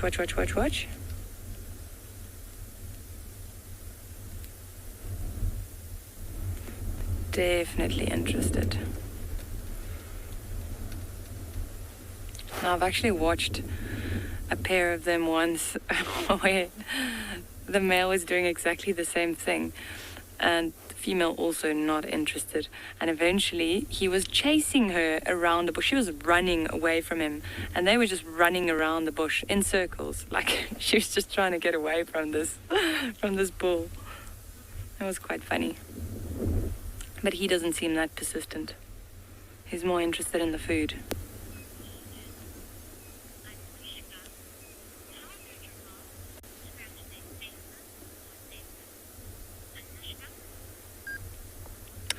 Anushka, good question. How do giraffes scratch their faces or their necks? So, yeah, they'll definitely go up to a tree and they'll scratch against a tree. There are lots of large trees around this area, so they'll just find a nice branch, and that's where they'll scratch their face or their neck. He was actually doing it a little bit earlier. Whilst he was feeding, you could see he was kind of scratching the side of the neck there. And you find that with a lot of the larger animals, elephants as well, they'll scratch against large trees. Buffaloes will do the same thing. Rhinos. Well, any animal out here, you know, when there's a hard to reach spot, they'll just go rub up against a bush or a branch or a tree. And then often we find these rubbing posts out here, and a lot of them are very smooth. Like if you touch it, you'll see like it's been well used. See the little Impala in the shot there now as well, front. Okay, I think we're going to continue and we'll send you off to one of our other guides.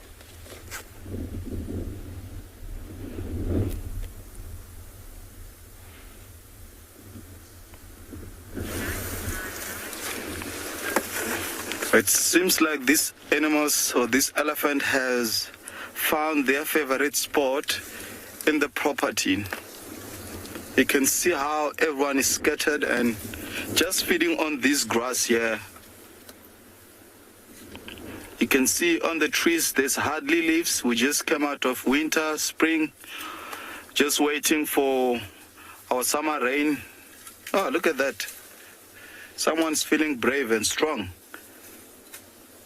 Oh, so you can see she's just moving all the twigs and stuff, like, you know, around so she can really access the grass area. And this actually also takes us back to why these animals, sometimes people see it as a distraction when an elephant pushes down a tree, feed on it, but they're actually creating a whole lot of new ecosystem for other small animals. And later on, some of the grass get protected, and that twig that this big cow just removed, the grass that is that was in that area was protected by some of the twigs in that area, and which I found very, very, very phenomenal. And it's a good teacher that when we men do not get involved or in the way of nature, nature have their own, way of recycling and, making sure that the chain keeps on going. Look at this mom here.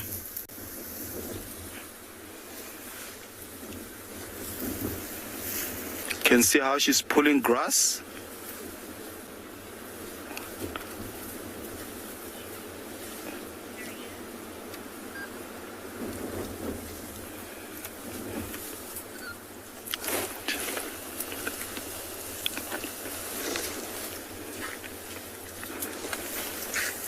You can see how she also break like small twigs of some grievous species. Look at that ear again. Looking at us now.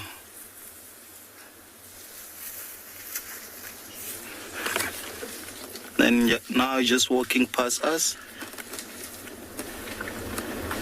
Very cool animal, eh? Very cool animal. And my favorite animal.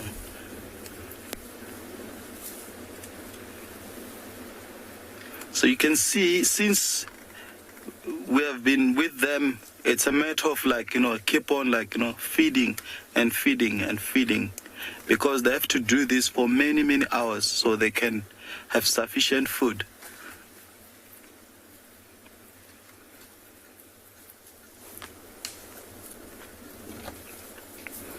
This one is showing us her bag. She doesn't really want us to, also happen with animals. Oh, look at that little cutie one.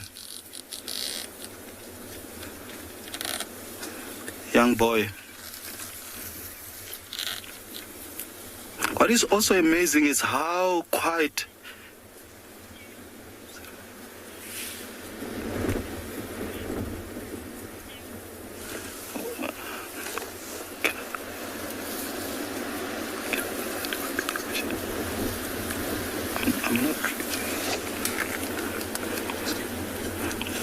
seems like everyone is not in the mood of facing the camera, eh?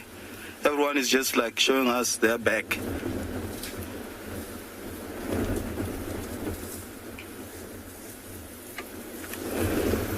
You can see the cow just standing ahead of us. You can see she's also using her trunk just to get in between one of the tree that I think it's, if you look, I think it's possibly an elephant pushed that tree down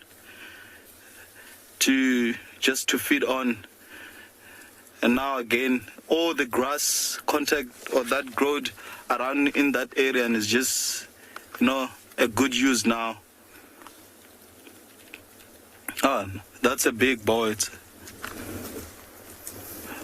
At the beginning, I thought it was Kumu, but looking at few things, I don't see that big lump just underneath his tail, and also that scar that we normally identify him with between his tusks.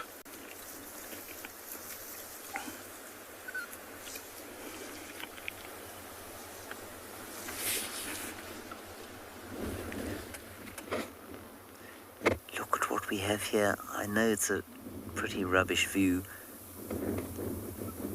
but I don't want to move because I think the bird will fly off. Now, would anybody like to hazard a guess at what bird we are looking at? Would you? Have a guess. A little raptor, a little accipiter,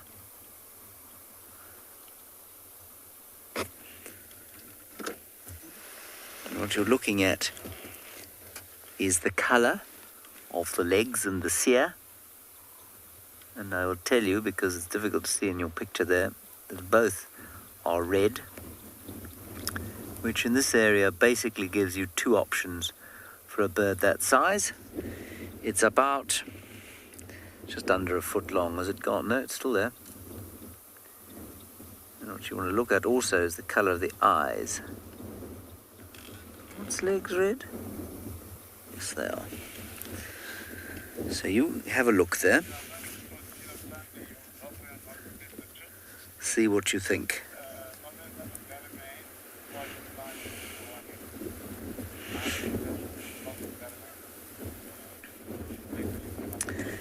No, Sharon, is not an eagle. It is an accipiter, a little hawk.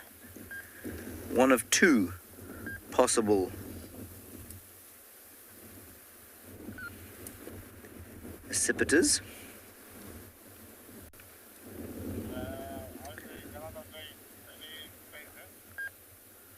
I'm actually relatively undecided myself.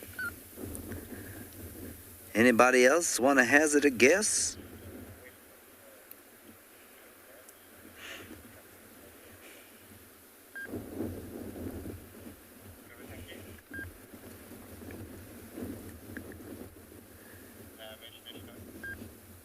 We really need to see its front.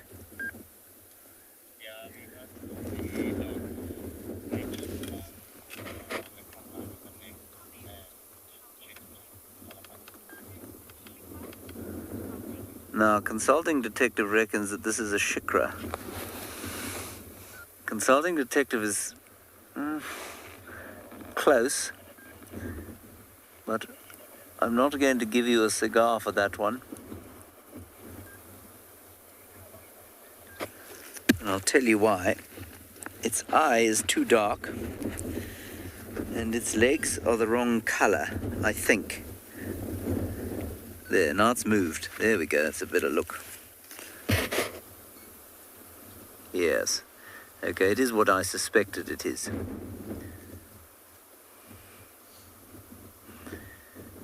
All right, I'm going to let you... I know all of you are about to fall off your seats in anticipation at what this bird could possibly be. It is, in fact, a lizard buzzard. BK, did you just say yes? Because that's what you thought it was? Yeah. Well done. Now, the only other thing, really, that it could be is a gabar goshawk. But it's a little bit smaller, and it's got a very distinct black throat stripe. Joy, you said lizard buzzard. You, therefore, have won my undying admiration. I don't have my bird book with me, I'm afraid, so I can't show you. I have my bird app, but we don't use those anymore. So it is a lizard buzzard. Very good. It's quite a nice picture of its disguise. I mean, quite difficult to see.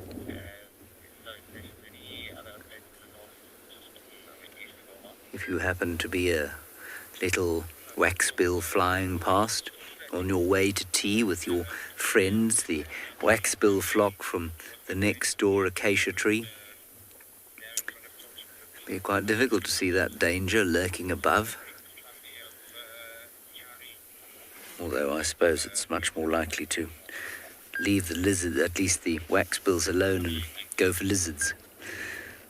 So if you were a small bushveld lizard on your way to tea with your friends, the other bushveld lizards who lived close by in a grass tussock or in a dead log, well, tricky to see that thing lurking above you.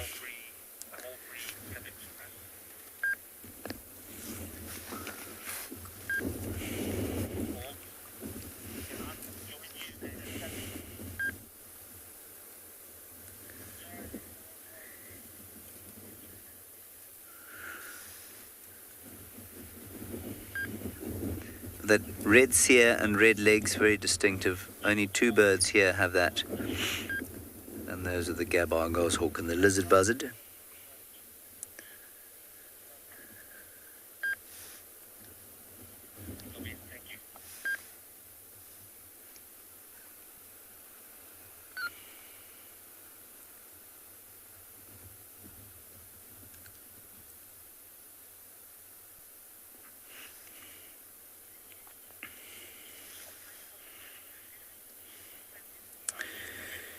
Gremlins general, yes.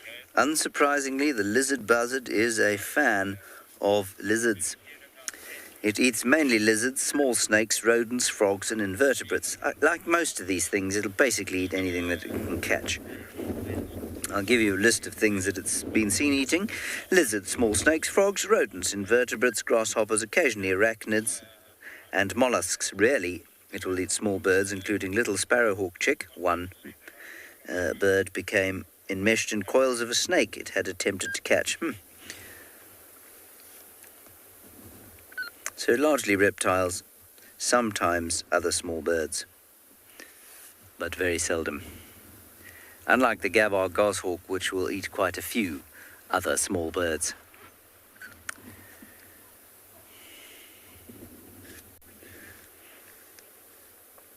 We're sort of making our way back down towards, or round towards Buffelshoek Dam to see if Tlalumbra appears, and we'll do that now.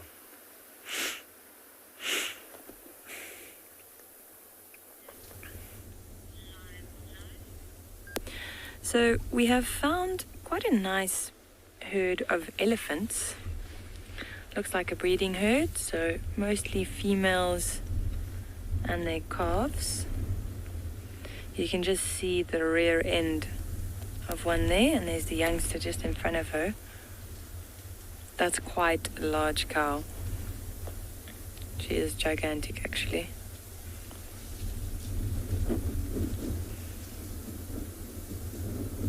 Quite a few of them. They're moving into a dry riverbed just in front of us. You can see where these large trees are popping up.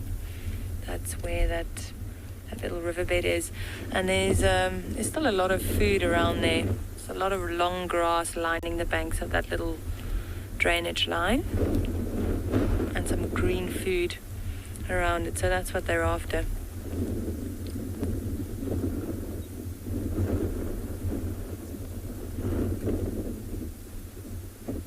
This is what you see elephants doing most of the time. They're just walking around feeding. They have to eat a lot of food. Oh, there's one crossing the road in front of us. Well, he or she was turning back for a snack behind it there. That looks like a young bull.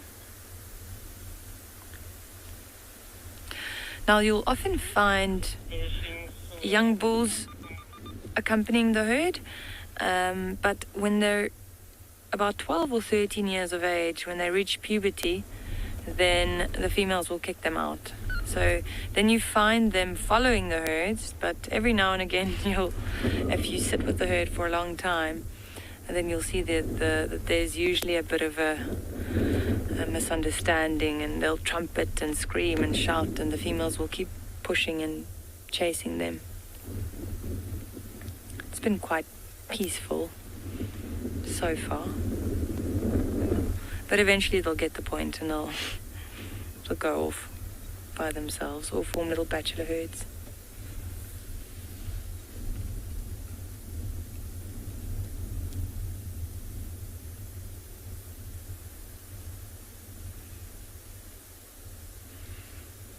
Another elephant bum there.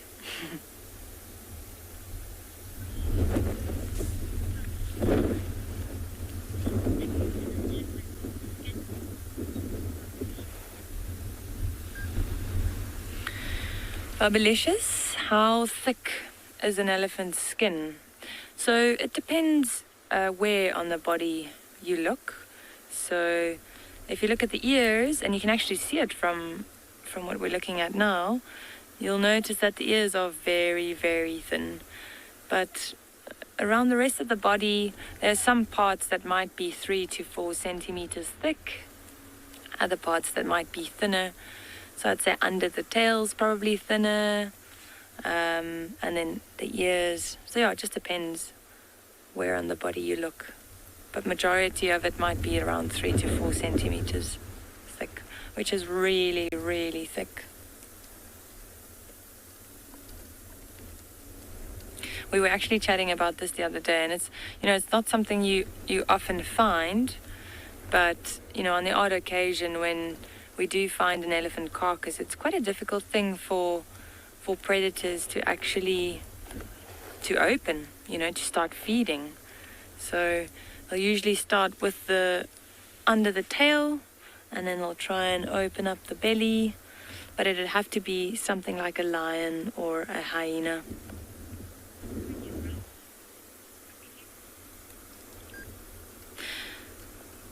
So it looks like they're moving into the bush, so we'll continue on our way and see what else we can find.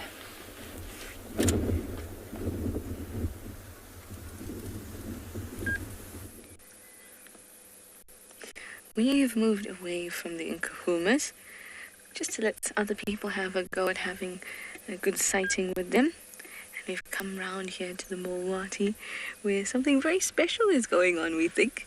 This is one of the spotted eagle owls, possibly it's Sebwig's parents. And this is the female that is, or the only reason I can tell it's a female is because she's sitting on something. Now, James actually found her in the morning in the spot. And we looked and looked and looked, and she's so well camouflaged. We're hoping that she's sitting on an egg. Or 2, or 3, or even up to 6. But generally 2 to 3 eggs.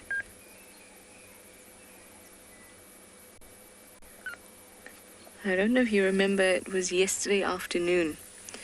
We had the spotted eagle owl in the tree. And he's nearby as well. Now, some species of birds, both the male and the female will be involved in sitting on the egg, but we know with this species it's just the female, so that's how we can tell. Isn't it just precious? I think it is something so special is happening there.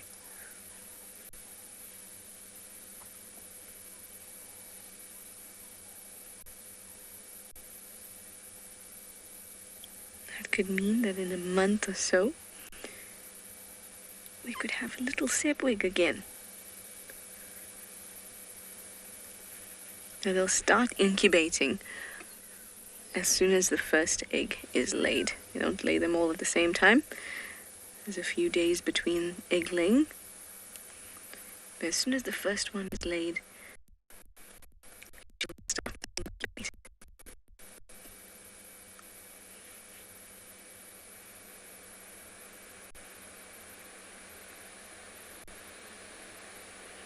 She looks like a proud mama. Just me and my future baby chilling.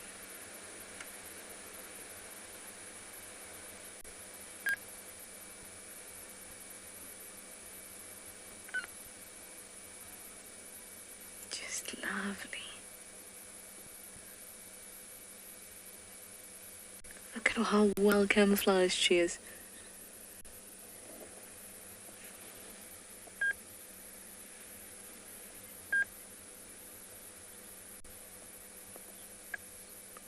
Cucumber soup. You'd like to know why the nest is on the ground. It sounds strange, but they do nest on the ground just over half the time. Sometimes they'll nest in trees, but most of the time they do nest on the ground. Why that is? It's just an adaptation. It's a niche that they've managed to find. Their eggs are round and white, so they can be conspicuous. But even last year they were nesting on the ground.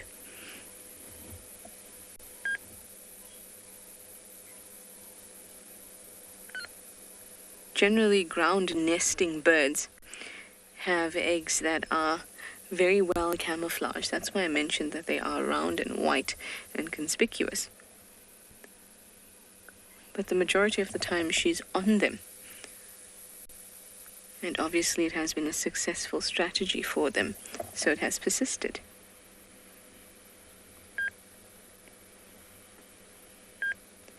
Maybe it means that they don't have to compete for nesting sites in trees.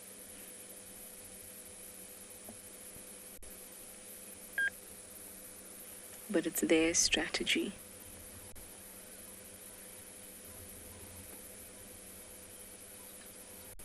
Doesn't she look so peaceful? Warm, fuzzy, and peaceful. Well, it's getting quite cool now. I dare say it might even get a little bit chilly. I'm going to move on from this lovely lady, see what other things we can find.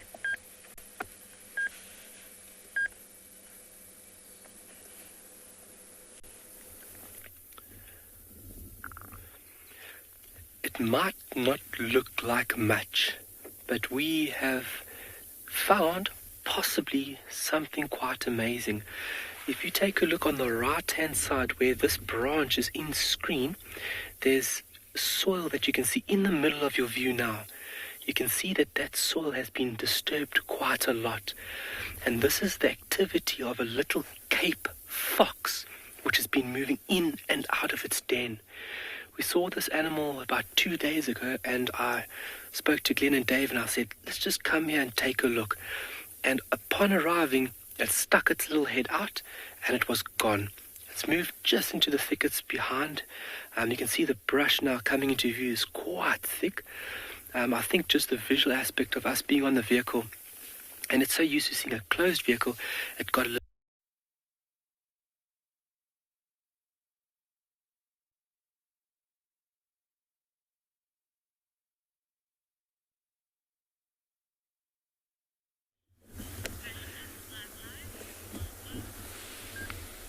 So we are still sitting with this herd of elephants. The herd was actually much larger than we thought. And yeah, we've got a bit of a roadblock here. And they're feeding and feeling all along the side of the road here. Now, this female that we've got on screen, she was actually lifting that branch that's laying in front of her. She was lifting that whole thing up. Oh, she's moving it again. Watch, watch, watch.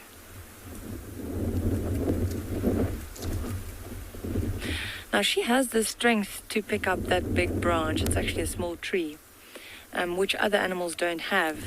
So what they'll do, there we go, she's pushing it over, and then she'll feed on the nice grass that's still growing underneath it. You can imagine all the best grass has already been eaten by all the herbivores that come through here. But the elephants have the strength advantage. So these big fallen over trees, if there's some nice grass growing under it, they can move them. But yeah, this area has taken a bit of a beating. A lot of the trees here have been pushed over by the elephants. But luckily most of it's bush willow. And a lot of the times when they push the trees over, the half of the roots will still be in the soil, and that tree will actually still keep growing. Now they're crossing.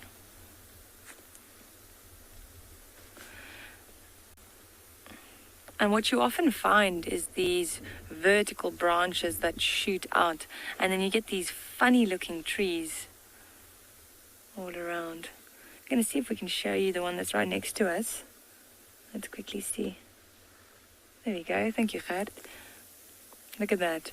So that tree was pushed over a while ago, and then you can see the new shoots or the new branches all going up, all straight up. It's quite a peculiar looking tree.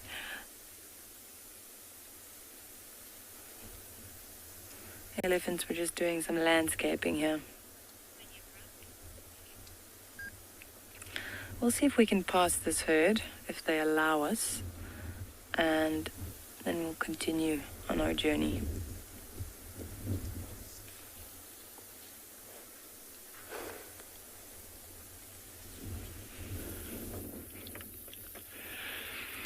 So hopefully we've located an active Cape fox den, and this is the site at which we'll be visiting over the next couple of days.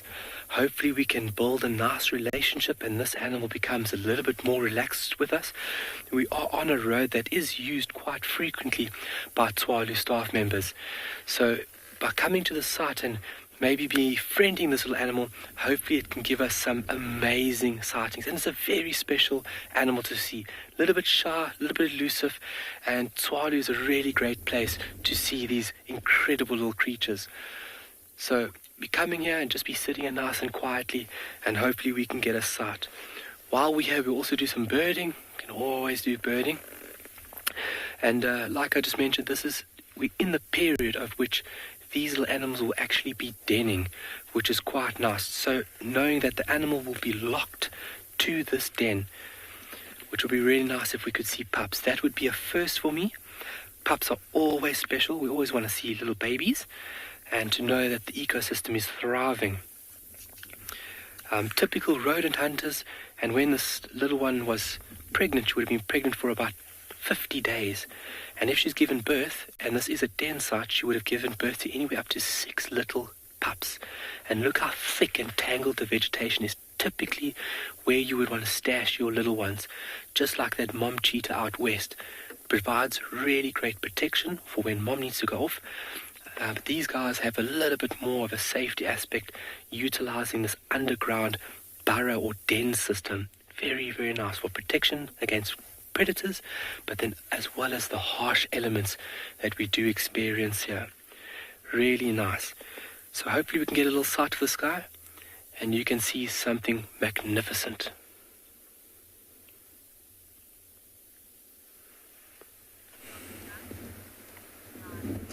Here we have got a giraffe, and in fact we have got this giraffe and some zebra behind it and some impala next to them, and there was also a water pig here with enormous tusks, but unfortunately he ran a war. Now, word on the blower is that Thandi is visible for us. Unfortunately, there are 587 vehicles standing by to have a look at her, but we are going to try and make our way down towards where she is. We might be lucky, which will be great. Thandi, for those of you who don't know, a leopardess. Cool. Nearly 14 years old. She'll be 14 in December. That appears to be a picture of the sky, BK. What are you looking at? The moon. Oh, well done. No, that's just the sky. Okay, right, there's the moon. There we are. You had it. Well done. What was it? The moon. You were going for the moon. I just thought maybe that you had seen a bat or something. Yeah, it's too much. BK spotted the moon, everyone.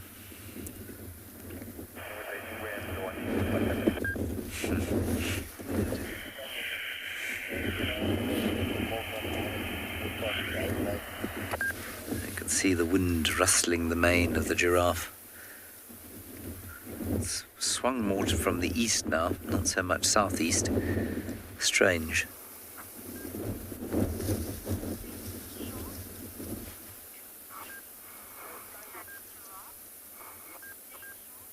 Sesho, yes, indeed. Lions eat giraffe quite frequently. Hyenas would eat giraffe. Leopard have been known to attack giraffe, but lions mainly would be the threat, the major threat to giraffe. Once they get to this size, really only lions can take them out, or a massive clan of particularly angry hyenas. Yeah, they're starting to go sort of uncertainly. He is looking shocked at the sight of BK's biceps. He's envious. You can see he's had some work done beneath his eyes there. Not by a very poor practitioner of Botox, but by the oxpeckers. And they'll constantly worry giraffe around that region, and buffalo. And so you'll see these white patches under their eyes. His horns are not particularly straight. They're a bit squonk. And I think that's because, you know, they're born with their horns, and they don't necessarily, when they're born with horns and they're flat, and then they stand up in the first few days, but they don't necessarily form into two grooves. So they just kind of fuse to the skull wherever they are. So not unusual to find a giraffe with slightly squonk horns, as opposed to the magnificent horns on that kudu called Kevin, who we saw earlier today.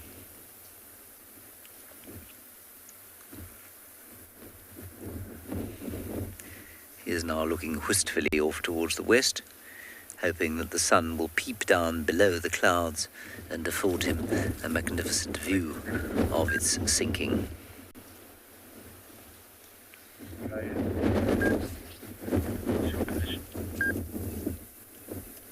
Just approaching you now.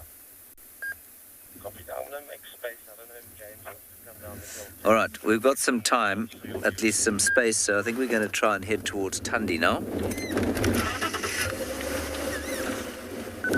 I'm going to make my way, thanks Chris, northern side of Cheetah Katlano.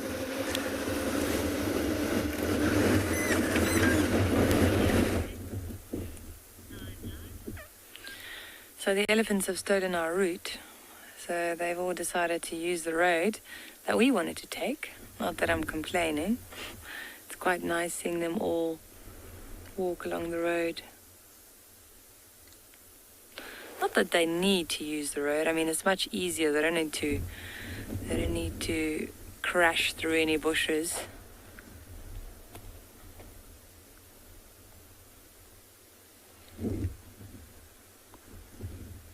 It's quite a large female on the left there. I love how, notice the ears, and look at how the ears just fold back. If you look at the top, so beautiful how it just curls over. She's also got a little hole in, or like a notch almost, in that left ear. A lot of the times you'll see these elephants with nicks and cuts and holes in the ears. Just because of the vegetation they move through, sometimes it'll get stuck on a thorny branch or something and tear.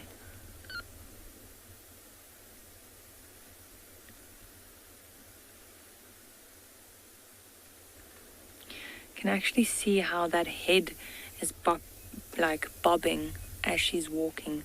Those heads are incredibly heavy. Most of the weight's on the front legs. All right, let's follow them. I think they're far enough away.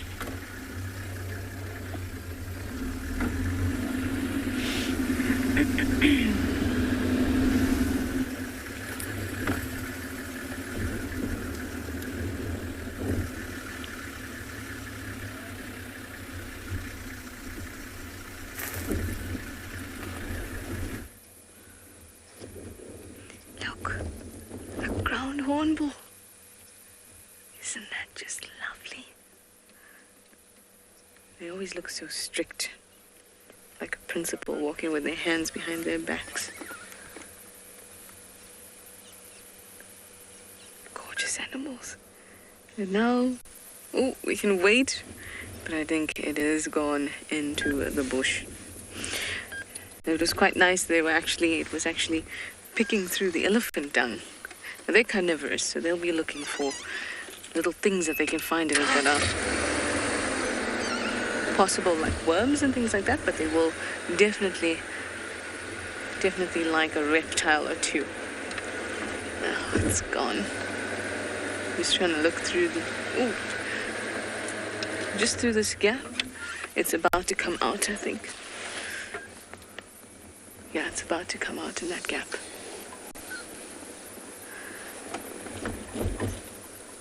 Come on, come on.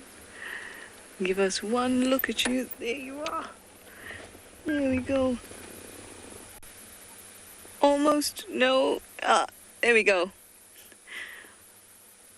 One last look at our ground hornbill. It's even giving you a wave.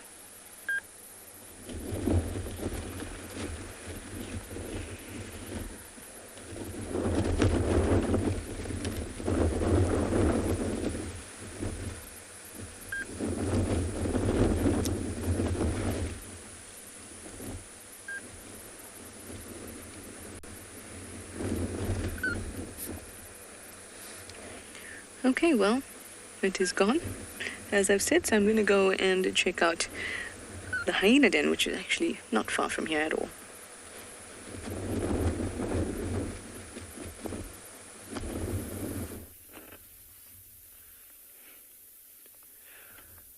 All right, Another beautiful little bird. White throat, white belly, and that uniform grey across the back. Nice, short, straight-ish beak. Miraco flycatcher. Very beautiful bird and very easy to recognize with that striking white and then brown on the back. For sitting just in front of this beautiful camel thorn. I mean, what an important species this is, not just in Tswalu, but through the whole central part of southern Africa. Referred to as keystone species just for what they provide, from shelter to nourishment, enriching the soil. And look how beautiful those mountains are starting to look. We're starting to come onto that late afternoon light where all these beautiful lines are really starting to just bust out. The mountains through the midday period look very uniform, very bland, but now they're really starting to take shape. We are still waiting patiently here by this little den site. We haven't had any activity yet, but fingers crossed, and obviously just patience. We're going to have a little bit of patience for this guy to get comfortable with us, and hopefully we can have a little view. But in the meantime, it's wonderful. The sun is to our back, setting in the west, and it is just a spectacular afternoon. It feels like winter's sprung back into action. I love the cool afternoons like this because these cool afternoons definitely present an opportunity for all these elusive little nocturnal creatures that aren't seen typically through the day to come out, because it's a catch-22. If it's cold and you come out under the cover of darkness, you're going to be expending a lot of energy to try and keep warm, and that's just not going to work out here.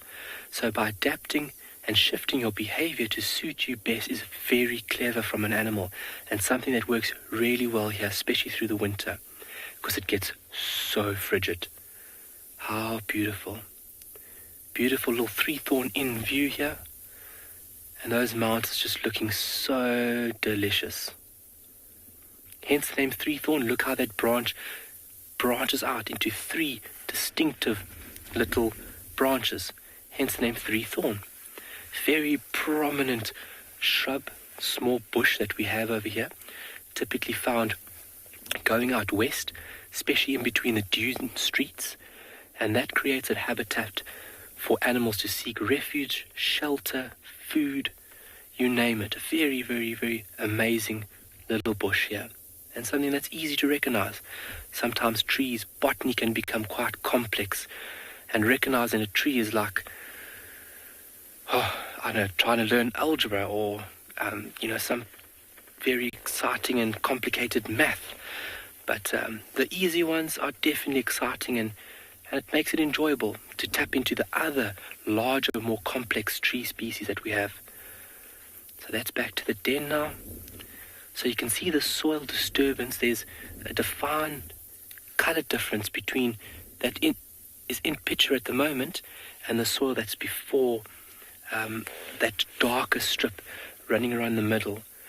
And that's from the activity of this little animal moving in and out this den. Really amazing. And when you see this little animal, you are going to be in awe of its sheer beauty. Very elegant looking, very clean, beautiful little animal. Can we just get a shot here in the front here? I just want you guys to see the other part of these mountains. Let me just move my... Look at that. Beautiful.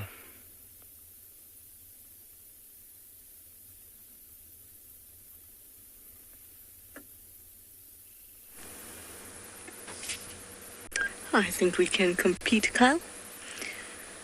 Very different environments, but equally as beautiful. Tswalu is really, really, really magnificent. But Djuma being my home, bush home, it rivals Tswalu. Here we have the setting sun that brings with it quite a bit of chill. Considering he started off drive, 38 degrees Celsius, 100 degrees Fahrenheit. I'm very surprised that it got so chilly so quickly, but we are expecting a cooler front to come through tomorrow. Now, I've come past the hyena den, and it's not active at this time, even though it's nice and cool, so that's a little bit surprising considering the heat of the day. So I'm going to head down to Treehouse Dam, not too far from here, see if anything has decided it's cooled down sufficiently so they can go and have a drink. And then I'm just going to mill about and see what gifts the bush has to us in the last half hour, 40 minutes of the show.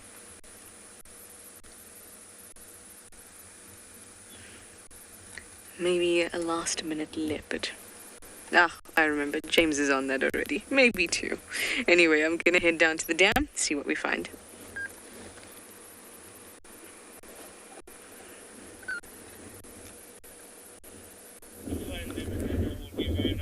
Dis Marcus klink altyd vir my so op sy senuwees en angstig op die radio.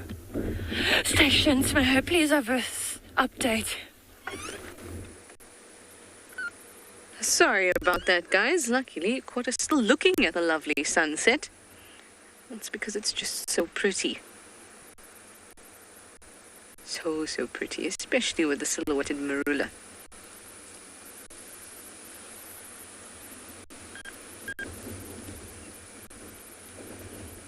Look at those colors.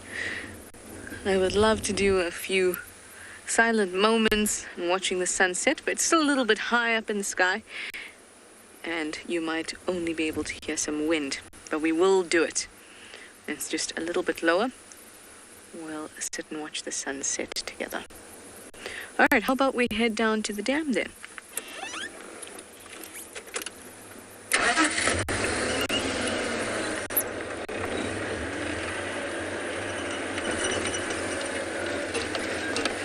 I had a really thorough look around the hyena den. Sometimes you see them sitting quite far away, especially the adults, almost not to entice the cubs to come out.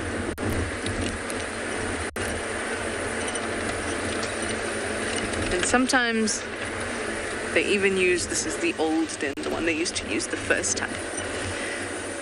Sometimes they even use this one, and when I drove past yesterday morning when I drove past then, there were lots and lots of tracks all around.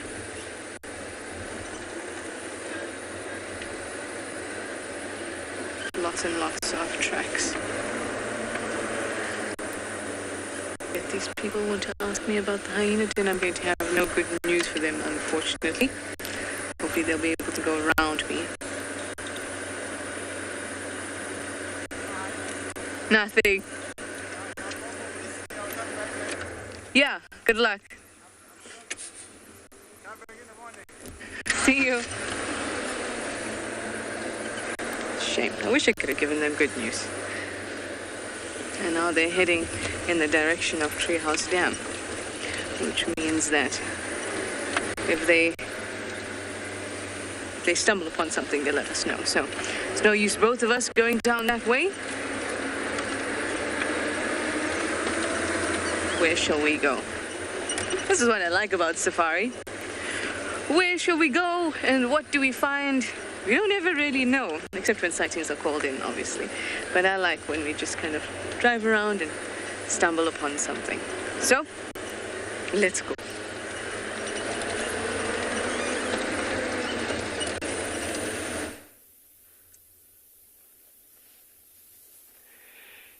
You never really know being out in the bush what you're going to see, what you're going to hear, what you're going to smell. That's the beautiful thing about being out here. It's almost like you've got to tap into your own senses to tap into this wonderful free energy and exciting energy at that, and learning and understanding the complex arrangement of everything. Onto the tree here, please, Glenn. This little camel thorn here. I think it's we've got a little sociable weaver. Yes, it is. Oh, look at that. these birds will start making their way back to those enormous structures for the night where they'll seek refuge. So every couple of minutes we have like flocks of like 20, 30 birds moving across us, going back to their nests. They finish the day's foraging and it's time to go to bed. So they'll make their way back to the nests. Before sunset, they are inside their little chambers. And that's where they will seek warmth and protection throughout tonight. Beautiful. Just in frame there, if everybody can see, directly in the middle of the frame, there's a white trunk being presented. That whitewashed bark is from a very beautiful tree called a shepherd's tree. A very important tree within this area and diagnostic. You can't forget it as you're driving around. It's the only tree with this whitewashed bark. Bark is obviously a very important part of a tree. Some of the bark of trees can be fire resistant and obviously enables and protects the tree through its life. But that bark is very easy to remember and recognize that of the shepherd's tree. And that's a very prominent tree within Tswalu, along with our Areoloba, which would be the camel thorn, and a few other species. But tree-like species, definitely those guys. Found within the flats, found within the dunes. You can find them near and on the mountains. So quite an array or range of habitats that can fall within Tswalu. And Tswalu itself has 11 vegetative groups across the vast landscape. So as you're going from the north to south, you can go through this complex, changing and rolling phase of vegetation. It's spectacular to witness. And trees, they are just amazing. Trees are very complex organisms. People think, they just stand there and they produce oxygen and they just look nice. Trees are communicating with each other. They're growing, they're thriving, they're providing. Trees communicating with one another if they're being attacked, believe it or not. They can release a certain compound, a chemical, that can warn other trees that an attacker is coming and they should ramp up their defenses. So when it comes to nature, we are just scratching the surface of what is going on here. Obviously, a few defense mechanisms now in view, all those large thorns or spines, a very big deterrent for things like giraffe and kudu and other browsing species. It's one way on how this tree would deter. It's a mechanism to deter and push away predators. The thorns can also house ants, so then the ants look after the tree looks after the ants, and it's a big, happy, beautiful community. Helping each other out is what we need to learn from nature, and how we're going to fight all the issues that we're dealing with currently as a species, is joining and uniting and going forward as one. Without the tree, the ant wouldn't have a place to live, and without the ant, the tree would be constantly attacked by predators. So once something comes and browses on the tree, the ants will actually rush up and bite the browsing animal around the lips, and that'll be a way to deter these browsing individuals. Oh, there was a bit of movement there. There's a little bird there somewhere. Oh, it's quite thick, so beautiful yellow flowers from the camel thorn, still in full bloom. It'll be for the next month or so that these flowers will be out in abundance, and that yellow being very attractive to that of insects. The color spectrum being very, very tasty to insects, especially bees. Color plays a very important role when it comes to attracting a vector to do something for you. So red is a very attractive note for birds to come and pollinate the flowers. Obviously there's a little bit of a prize to do that. The nectar would be the attractive note for a bird to come and do the business, but the color of the flower would be the representing factor to draw in that bird. Very beautiful. And it's still. It's almost like the calm before the storm. The wind has subsided, the sun is nice. It's beautiful out right now. And it's magical that we could be with you guys and share this amazing experience. Is there anything on our little Cape Fox den? This is typically when they would come out to do a little bit of sunbathing, warm up before the night sets in. And very important that you do that, because if you warm up by using solar radiation, that means you don't have to utilize your reserves to generate heat to warm up. So very clever from these little animals. Wow, you can just get lost in that. Very nice. Also, if we go right up into the sky, we're going to send you guys right up now. 1, 2, 3, here we go. Yes! And look at that.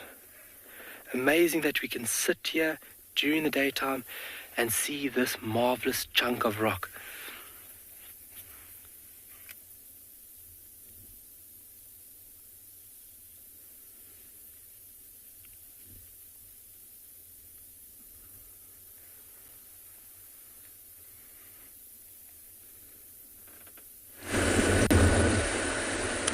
I promised you that we would be able to watch the sunset together.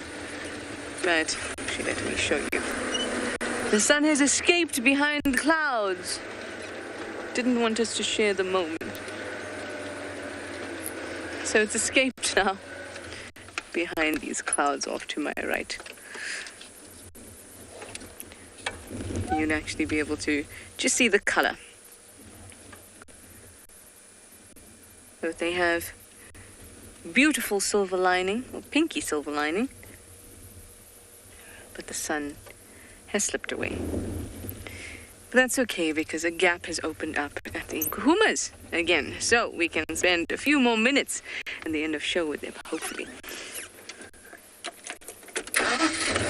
So I'm gonna make my way slowly in that direction, because someone needs to move out for me to get in. But I'm not pushing them out. I promise.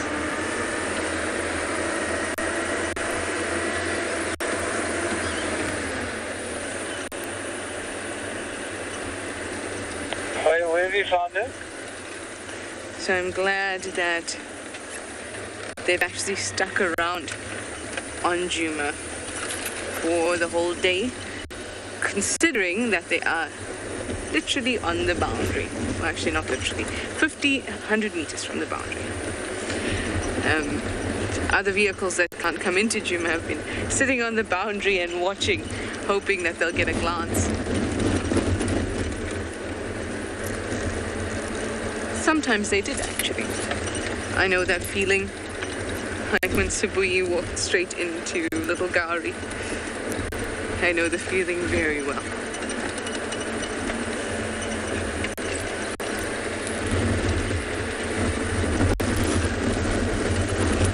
Getting quite windy now. My cap has flown off my head a couple times today. Alright, I'll see you when I get to the Nkuhumas. Hopefully the gap will be ready for me.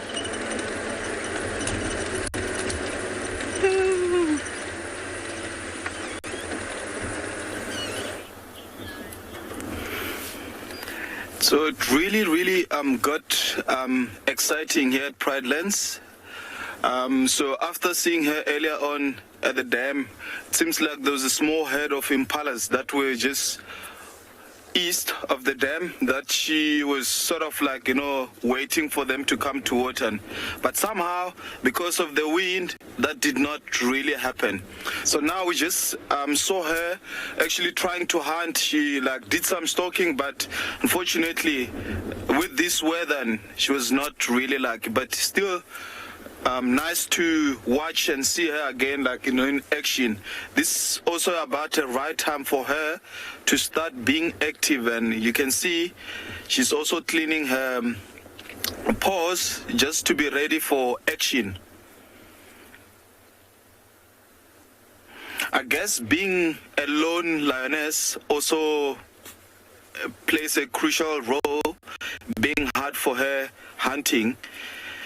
I'll imagine, if you look at a normal lion behavior, living in a pride, hunting together, and now she's alone, she has to survive on her own. It's not gonna be that much easy. But I think looking how healthy she is, in good condition. That tells me that she's gonna be a good mom one day.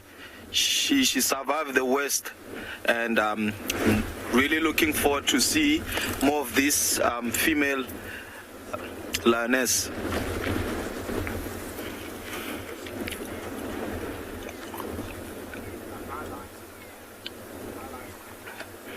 Oh, you see, she was just resting, and then now mobile again. So let's hope she will be successful. I really like, you know, how everything blends in with her. The camouflage is just on another level. It's really, really looking pretty. So I really hope that she you know, she make a kill or find something. Slowly moving to the thickest. You can see now what she's doing. Sharpening her claw. So lion, leopards, or cats in general. Oh, she's climbing actually. Who said lion cannot climb? Look at this now, yeah. Maybe she wants to have a good view. I mean, a better visual to see where the prey is. I can only imagine, like, you know, hunting. It's not.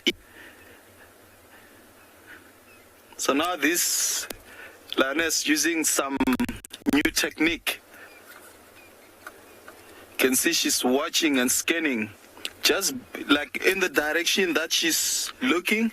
There's a nice clearing where we normally get like zebras, impala, kudu, all your plain game in general. She's a beautiful lioness.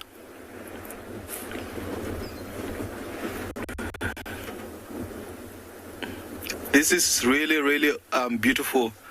It's not the first time I see a lion climbing a tree, but I mean, sharing this with everyone in the whole world, it's just amazing. So lion can climb the tree, but not like leopards. I've seen leopards climbing, like, you know, maybe 5, 6 to 10 meter, like, you know, standing tall tree. So here, one of the advantages that I just saw is that the tree is bent down, because lion normally they are not designed for climbing, more of like, you know, land. You can see now she's watching back from the direction that she just came from, where those leopards were. A good area for kudu and this thickest Ngala, Daika.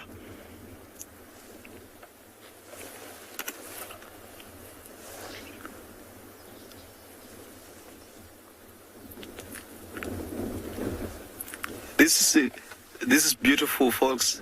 It's really nice. You can see she's trying more and more just to be on a high elevation.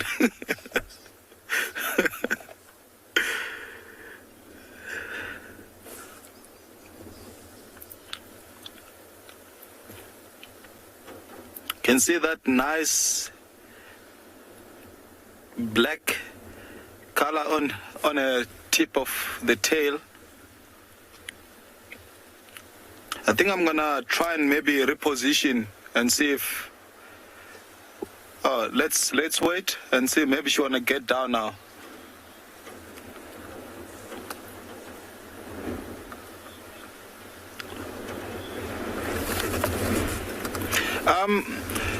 Oh, there she goes down now. So Lauren, she's alone. We're not really sure why, but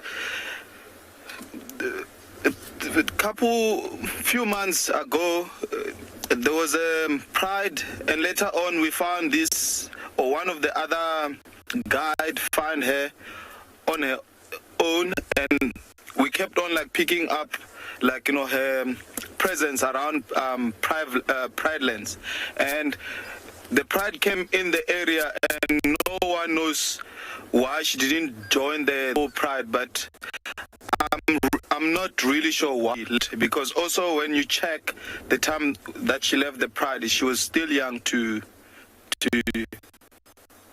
go on her own.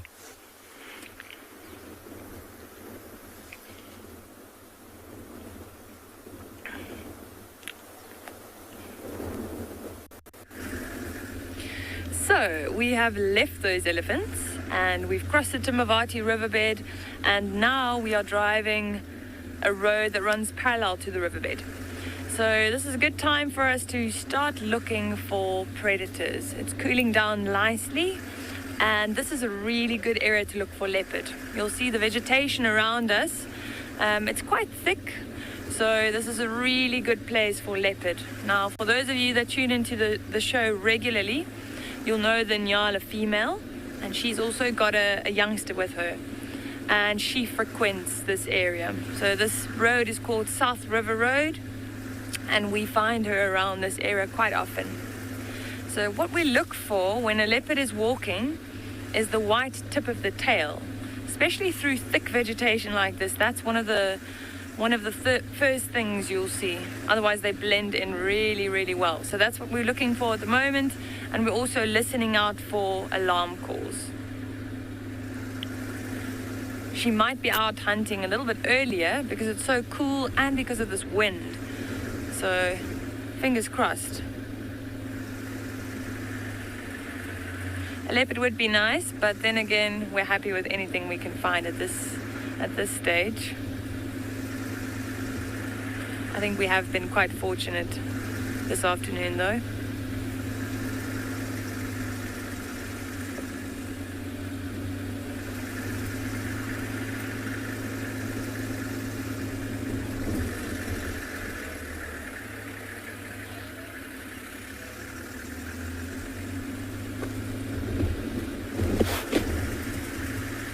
We might just dip into the riverbed, I think, and do a little loop down there. It's always good to check the large trees along the drainage lines and in the riverbeds. That's what we'll do.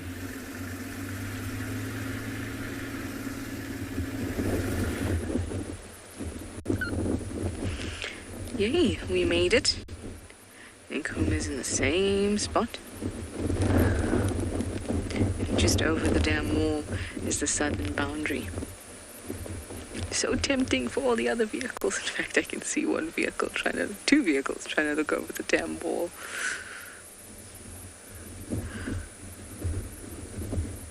They don't seem to be too interested in anything this evening. I hope they've had a nice meal. Oh, look at these two. I feel like the cubs could eat a little bit more. There's one cub that's looking particularly round. It actually struggled to sit up when they were drinking earlier. Oh, look at that. So much play.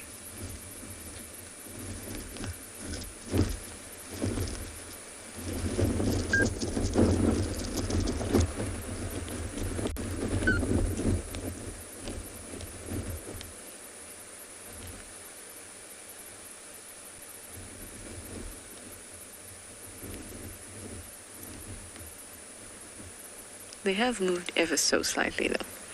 I think about 20 meters or so.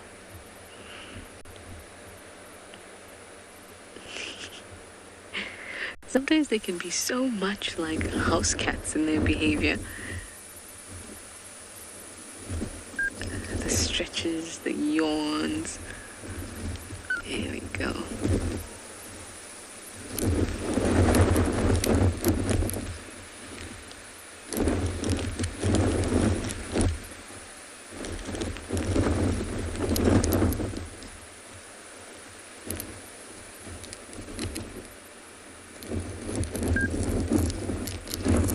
Fred, you'd like to know if lions snore. Well, I'm glad to say, Fred, that I haven't sat with a sleeping lion for long enough to figure out if they snored. Thank goodness you didn't hear what almost slipped out of my mouth. Yes, I haven't sat with a lion for long enough to know if they snore. But considering that their vocal folds are really, really thick, that's one of the reasons they can roar, but they can't purr. I would think that in certain positions particularly, they should be able to make some kind of a hum. Yes, do you agree? Do those Avoca males snore?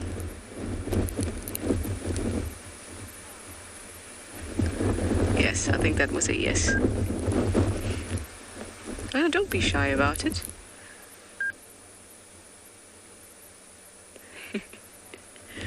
Speaking of the Avoca males, I wonder where they are. At least the two that we know come down this far south. Blondie and Mohawk male.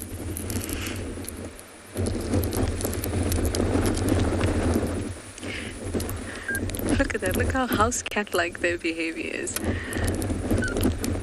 Gorgeous.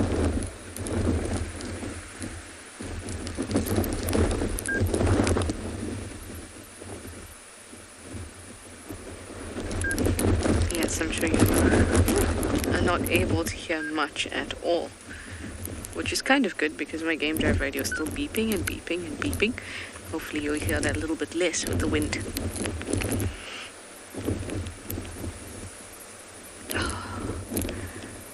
Feel head. Oh, I love the leg in the background. I had a sleep twitch.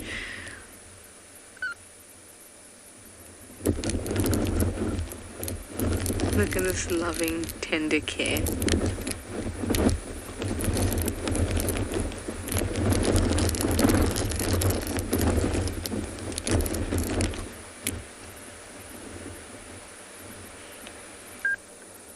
After working with these animals for some time, I wonder how to say this nicely, what the benefit of just seeing a lion is, or seeing a leopard. If only people knew what they missed out on by getting to know them, like we do, like you do. Following their lives and their story. It's really, really something special that we get to do together.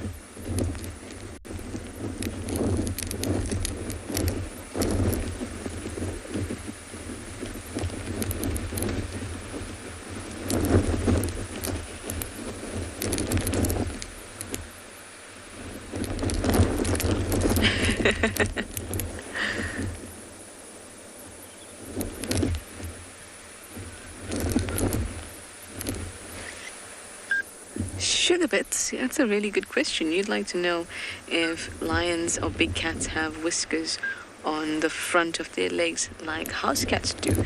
They do, in fact, most mammals have those. Most mammals have whiskers on their chin, or basically around their mouth, so their upper lip, their chin, their forearms, or the front of their legs, and I'm missing out a spot that was on my mind just a second ago. Oh, on the eyebrows, that's it. Yes, they will. And all whiskers are modified hairs to increase that sense, that tactile sense of touch. The more information you can get from something, the better as an animal.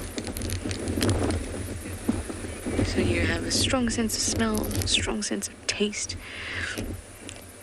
hearing, and touch. You would be the best of the best. But the way that nature works is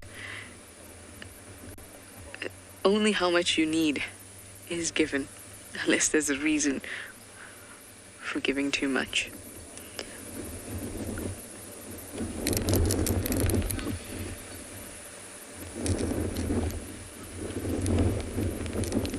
This looks like one of Rich Nose's boys.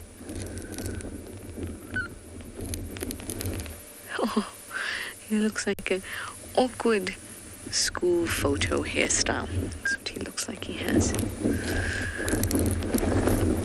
Just lovely. Well, I'm going to try and stick with them as long as I can, but again, the lineup's getting busy. So, let's just hope that we can stay.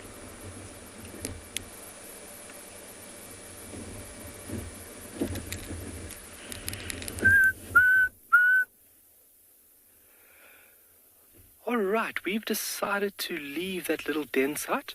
It is getting a little bit late, and we don't want to be any hindrance to that animal coming back to its humble abode. But we were busy driving, and we thought, how beautiful is this? A little bit of Tswalu fine art, just on how these flowers are lit and illuminated by that setting sun. Really, really magnificent. Some spider webs going in the mix of things there. So really important tree in this area, but also one that's utilized not just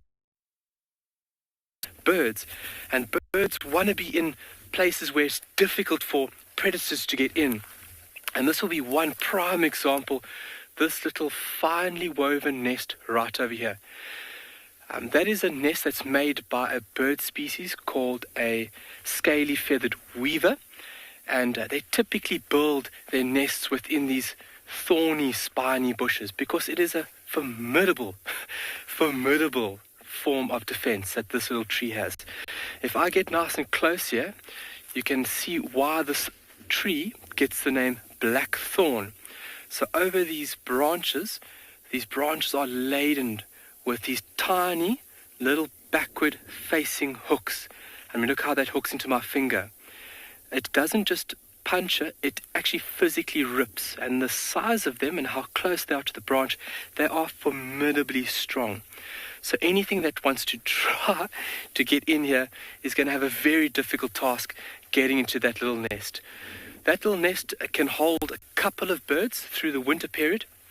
They'll actually jump inside there and snuggle each other, exchange body heat through the colder periods that we experience through winter here. And they're very easy to recognize. First and foremost, where the nest has been made, but then also the material. They use the inflorescence. And what I'm talking about when I'm talking about the inflorescence is this specific part over here. So this is a species of grass called sour grass, and the inflorescence is this beautiful section of the grass, basically the flowering part of the grass. And grass are fairly unique when it comes to flowering. We spoke about vectors pollinating the beautiful camel thorn. These beautiful organisms are solely pollinated by the wind. The flowers are so small that there's no vector small enough. There is vector small enough, but wind is a very efficient way of sending one's code, let's say, across to other plants and successfully transferring one's genes. Very, very important. But they would use this top part of the grass, the inflorescence or the flowering parts, to make that beautiful, wonderful nest. And getting a bit closer on what we were speaking about earlier, that beautiful three-thorn. This is one that's actually got a few more leaves on it. Very nice to see. Three-thorn, we spoke about and looked at over there. And then also the remnants of the seed pods. So that's when the flower's done its job, it obviously produces this beautiful seed, and this is the end after the flowering or seeding period that these seed casings have just been left behind. And it's a tangled mess, but creates perfect habitat for most animals seeking refuge under here. And look at that. Thank you for joining us. It is absolutely fantastic that we could experience this all together. Like I said, I could freak out by myself, but it is much better freaking out with everybody else. And just to let everybody know, we're still looking for a name for our trusty number 9. We have got a few names lined up. Thank you very much for the input. So if you guys can get a few more names to us, and we'll put it to polls.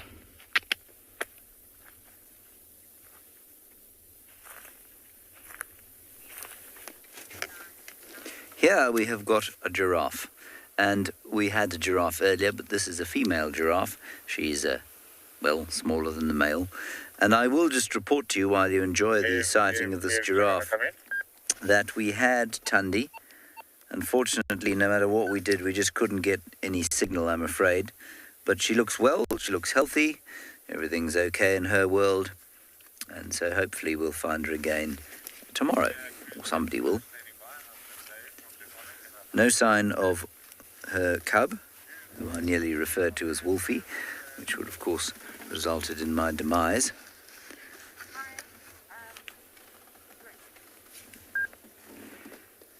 But I think he's on Torchwood at the moment.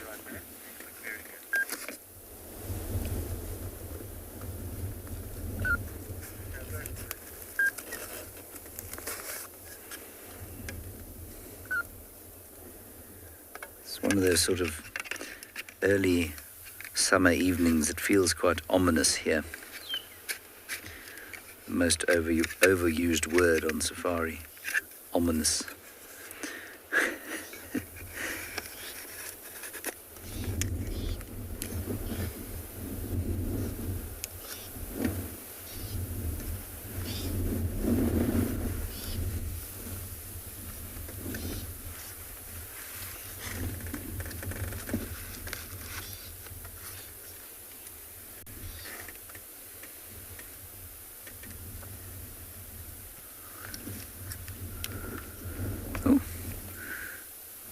Must be nice to have a tongue that long when you like to eat leaves.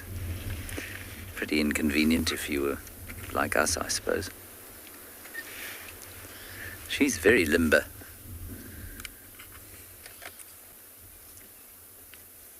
Quite impressive, really.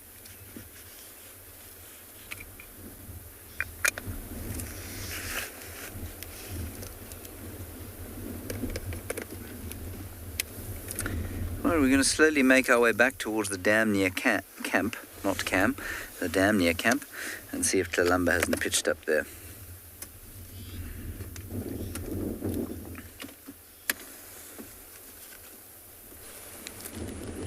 That sounds like a great idea, especially since, I expected James to produce the last-minute leopard.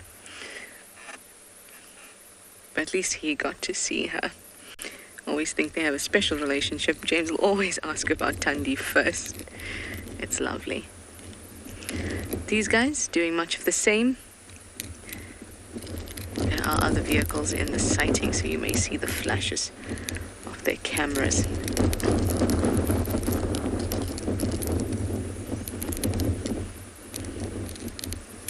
Oh, look at that. I'm good at grooming too. I can scratch myself and groom at the same time. It looks like a toy the way he's doing that. Everybody sharing the love. And this is how it starts before they go about their evening's business. Some grooming, yawning, of course the defecating, which is starting already. It's been wafting over. And then they'll be off. Maybe they'll move further north and into Djuma. Maybe they'll move further south and out. Either way, I'm really glad that we got to spend this time together, especially when they came down to drink. I think that was my favorite bit of the day. Look at this boy still going with the leg and the grooming. Yes, you clean that fur.